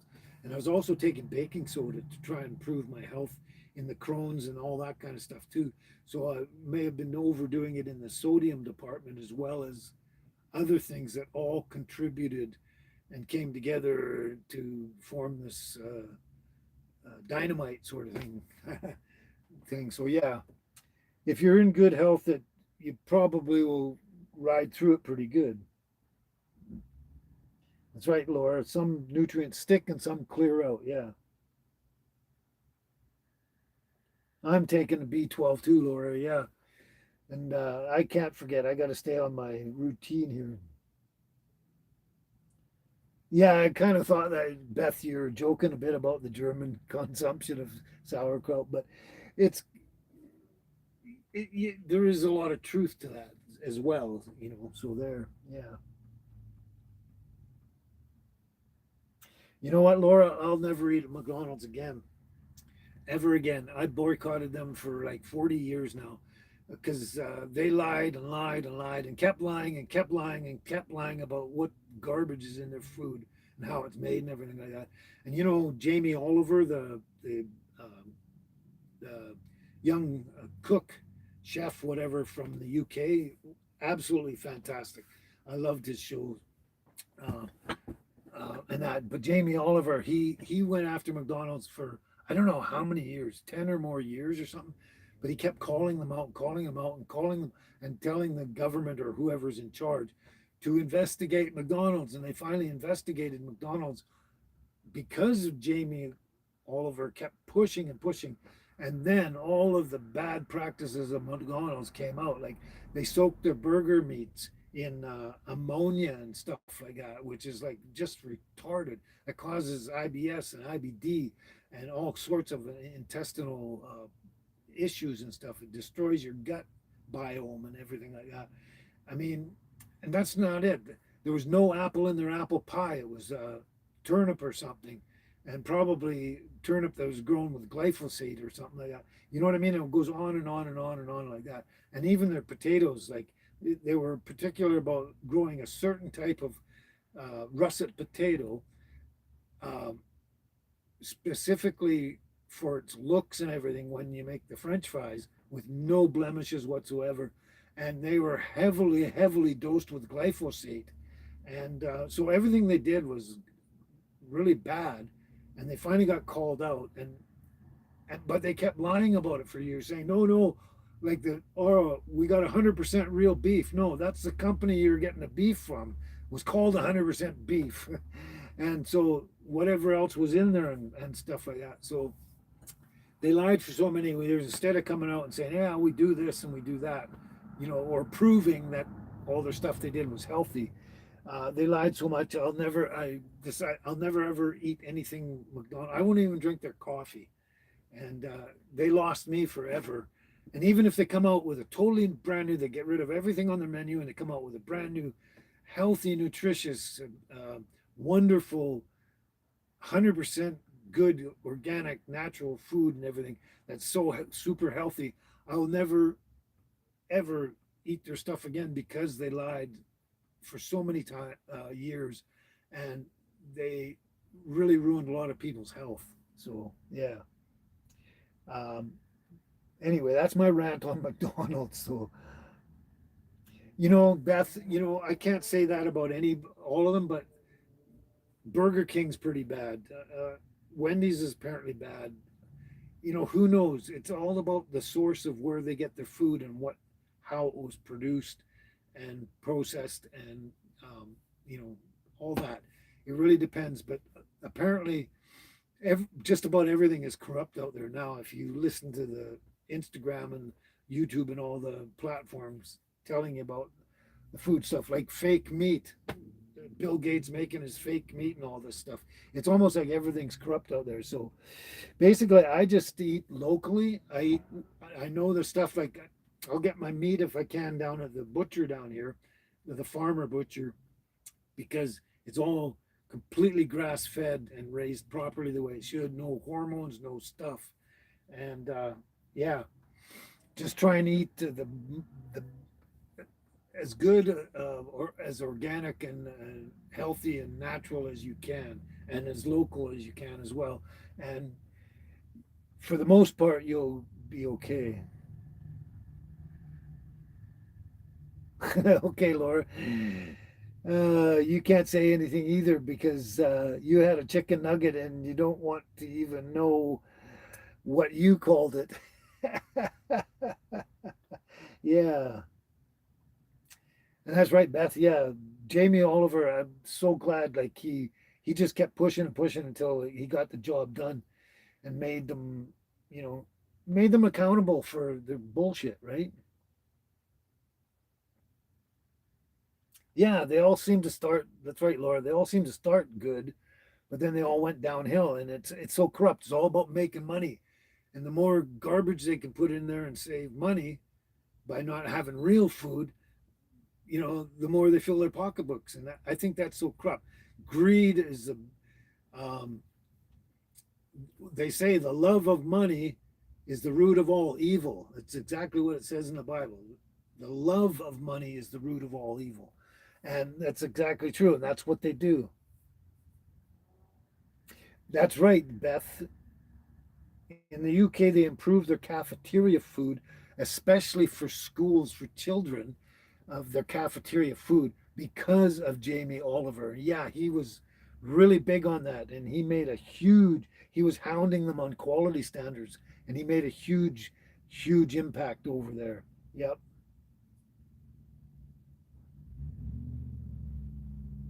yep, absolutely. But it's hard to say. Like I don't even like going to restaurants now because maybe they're getting good quality, let's say meat and food products and everything like that. Maybe they are, maybe they're not. Maybe they're getting tainted ones. I mean, they even say that about the grocery stores up here now, like different big grocery chains. I don't want to mention any names because I'm not trying to call anyone out, but a lot of them are getting some type of corrupted food in some way through, the uh, oh, I can't think of the words right now. Commercial processing food, like yeah, and it's interesting.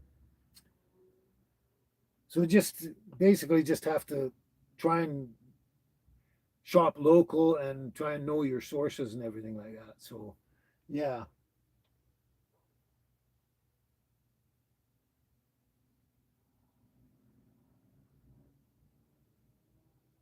Oh yeah, okay, Beth. Taylor Farms brand lettuce was pointed out publicly to have been corrupt or whatever, tainted, and you don't know which restaurants had been sourcing their lettuce from that company. Yeah, you don't know. You don't know who's buying this from who and what's totally corrupt and everything. It's really hard to say. That's why I don't like to eat out anymore.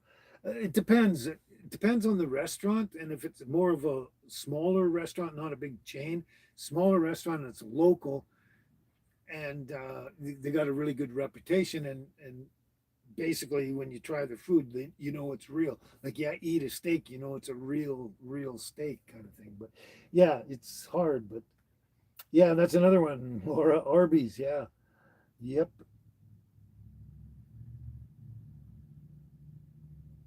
Well, speaking of lemonade, Laura, I really like Tim Hortons frozen lemonade. It's really good. It's like a lemonade slushy. Oh, it's really good, but it's probably I only have it once every few months, or if I'm in that neighborhood.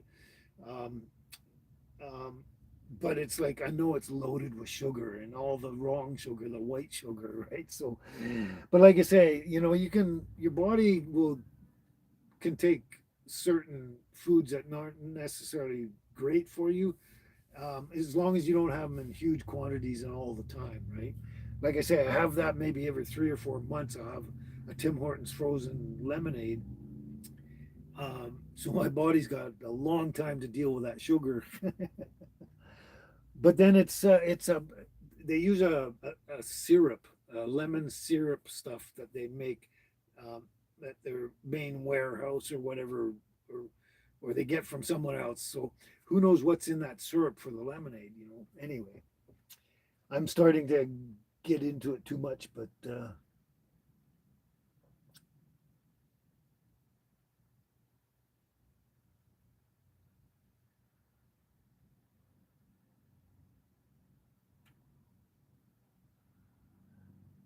yeah, because that's right, Beth. Because we're not here to call anyone out and per se, right?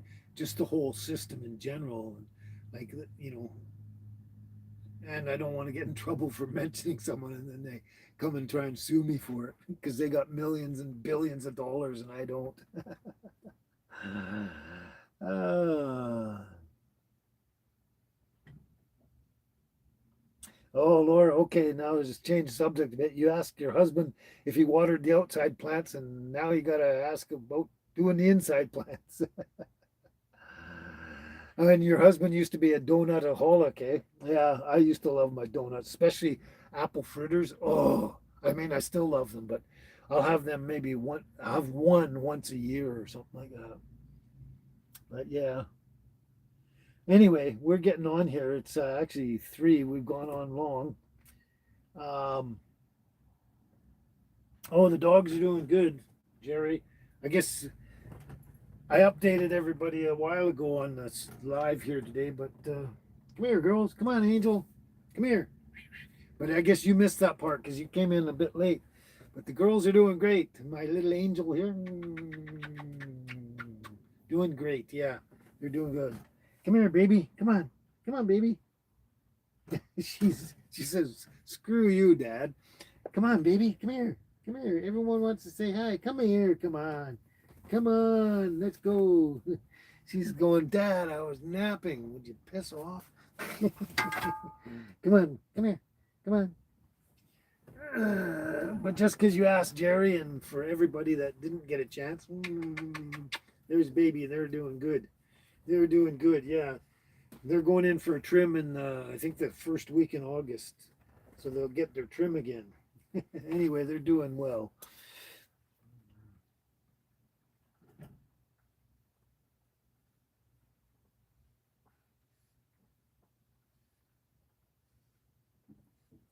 Oh, that's cute, Laura. Your dad still, dad, your husband still reminisces about the apple fritters because he likes them so much. And one day you took him lunch at work, and it was his birthday lunch at work. So you put a candle in the apple fritter. That's cute. I like that. Yeah, yeah, Beth. It's a dog's world. The puppy's got it made in the shade. Anyway, yeah, we're getting on here. So before we go, I just want to do one more thing because I didn't do enough of it today, really, sort of thing. Oh, yeah, Cheryl, I got your email here. Yeah, yep. So I will look that up. Let's see this.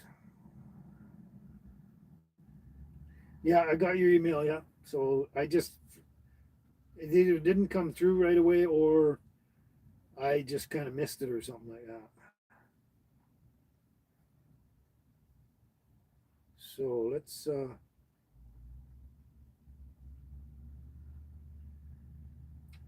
if I can find this thing because I actually do have to get going. I gotta eat pretty soon. It'll take me a while to prepare everything. And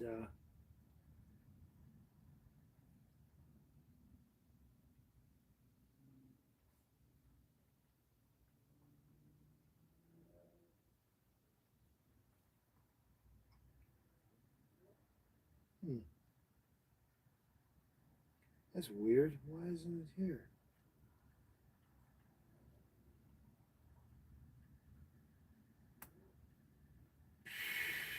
I could have sworn I had it here. Damn. Now I have to look it up. Okay, let me do this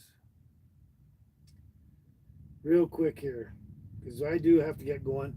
My dogs will be okay. They actually in the heat they don't really like to eat. So instead of eating at 3 or 4 o'clock or whatever like I do, they actually don't mind until they wait till 5 or 6 or even 6:30 kind of. And then they seem to enjoy eating later as it's cooling down more and they're more comfortable. So yeah. So, but for me, I gotta start getting into it. Okay, here we go. We're gonna do one more before we go. Well, I appreciate that, Beth. Yeah, that's a really good song, isn't it? I don't know how to love. Well, for Mary Magdalene, I don't know how to love him. For me, it's I don't know how to love her. Holy cow! Oh, you're welcome, Cheryl, and everybody. Everybody's so glad I stayed even longer and just showed up again for the live in the first place again. But yeah, it's been great. It's been wonderful, right, Susie? Yeah, it has been wonderful. Oh, okay. I could try that sometimes, Cheryl, too. I'll show you how you make the sandwich. See, instead of cooking, I could just make a sandwich and show you how what I do with it. That's the other thing. I've got to get around to doing that fish dish that I want to do. It's I haven't even tried it before, so it's going to be interesting for me and hopefully. But I know it'll taste good. But hopefully it'll be interesting for you guys as well. But that will be coming. But yeah, sandwiches. I could do sandwiches or salads or something and just show you what I threw in it. I was actually thinking because I do special coffee for myself. I don't use cream or sugar anymore. Haven't for mega years now, but I've always had it black. But I've actually putting more stuff into it in my black coffee, and it tastes great. The one thing I do, um, probably 50% of the time, is I'll put a big scoop of raw unpasteurized honey in it, um, and it tastes really good. Black coffee with honey in there. Oh my God, it's good. And actually, unpasteurized raw honey, organic honey, is actually good in helping to avoid strokes and blood clots and stuff. So the honey is good. Sugar is bad, but the honey is actually good and helpful. So I was so glad when I looked that up and it was like, oh my God, I can still enjoy my honey. Great. So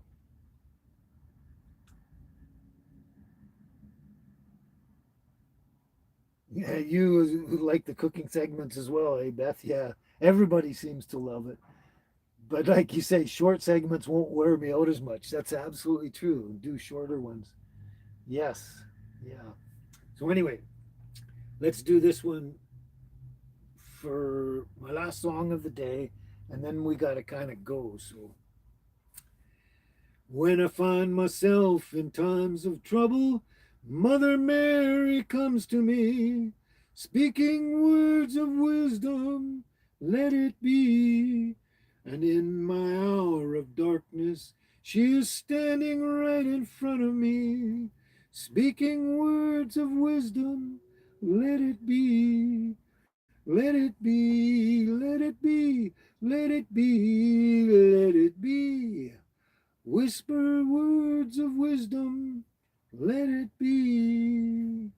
And when the broken-hearted people living in the world agree, there will be an answer, let it be. For though they may be parted, there is still a chance that they will see. There will be an answer, let it be. Let it be, let it be, let it be, oh, let it be.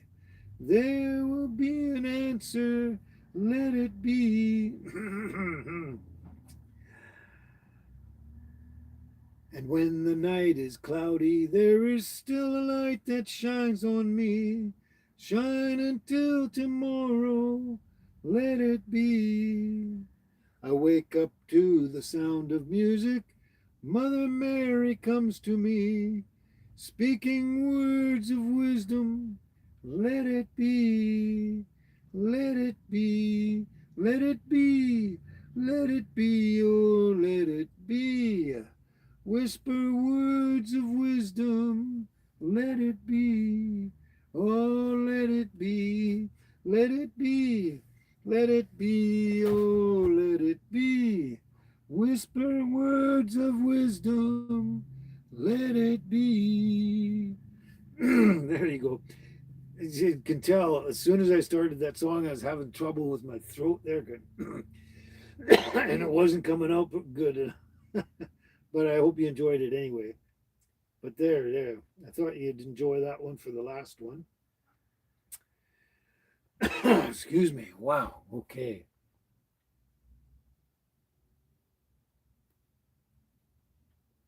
Oh, oh, that's another one. I didn't even think of that one. Yeah. Ain't no grave. Ain't no grave gonna hold my body down. No, there ain't no grave gonna hold my body down. When I hear that trumpet sound, I'm gonna rise out of the ground. 'Cause there ain't no grave gonna hold my body down. That's just a little sampling, but I think that's the one you meant, wasn't it? My voice is going on me. Oh, you're welcome, Jerry. You like that too. Awesome. Awesome, awesome, awesome. You're so welcome there, Cheryl and everybody. Beatles classic. That's right, Beth. Yeah, I don't have all the words to that one on right off the top of my head. I would have looked them up, but I got that part of it. I remember that part. Yeah, I really like Ain't No Grave. It seems like all of you like that one, Ain't No Grave. That's a really good song. First time I heard it, I was like, "Oh my God, that's good. That's good." But my voice is and my throat's starting to go on me, so I'm kind of screwed. Anyway, I had a really great time today. I'm glad to be back. I don't know when I'll be doing the next one. I'll just have to keep you informed when or if or when I do. And yeah, I've been glad to be back. I'm glad to talk to you all again and hang out with you guys. I really enjoyed being back here again today. So yeah, it was wonderful. Didn't do so many songs or any poems, but but anyway, just it was great just catching up and having great conversations and that. And to me, that was more important, at least right now, for this live than doing too many songs or so many songs or whatever.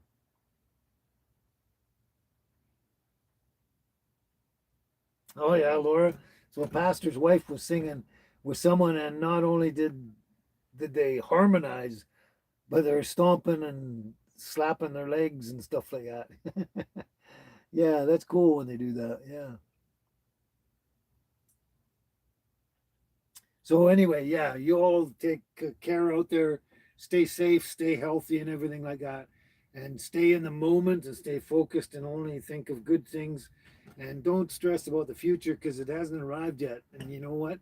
Most of the time, you're stressing about the future, and the future comes, and it's only good things that happen, and you're wasting your time stressing about it, stressing about maybe bad things happening when you just wait for it and good things happen.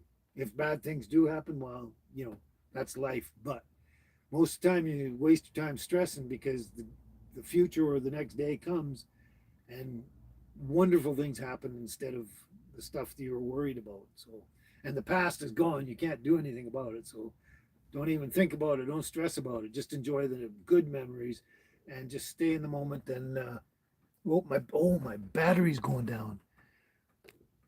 Oh, wow. I didn't notice that. 15%. We're going to die here pretty soon. So good thing I saw that. Anyway, just stay in the moment, everybody, and stay happy, healthy, and safe out there. And we'll see you again real soon, I'm hoping. So I'm so glad we had this time together just to have a laugh and sing a song. Seems we just get started, and before you know it, comes the time we have to say so long. So long, everybody. You take care out there, and hopefully we'll see you real soon. Yeah, I'm glad you like that advice there, Beth. Okay, take care, everyone. We'll see you next time. Ciao for now.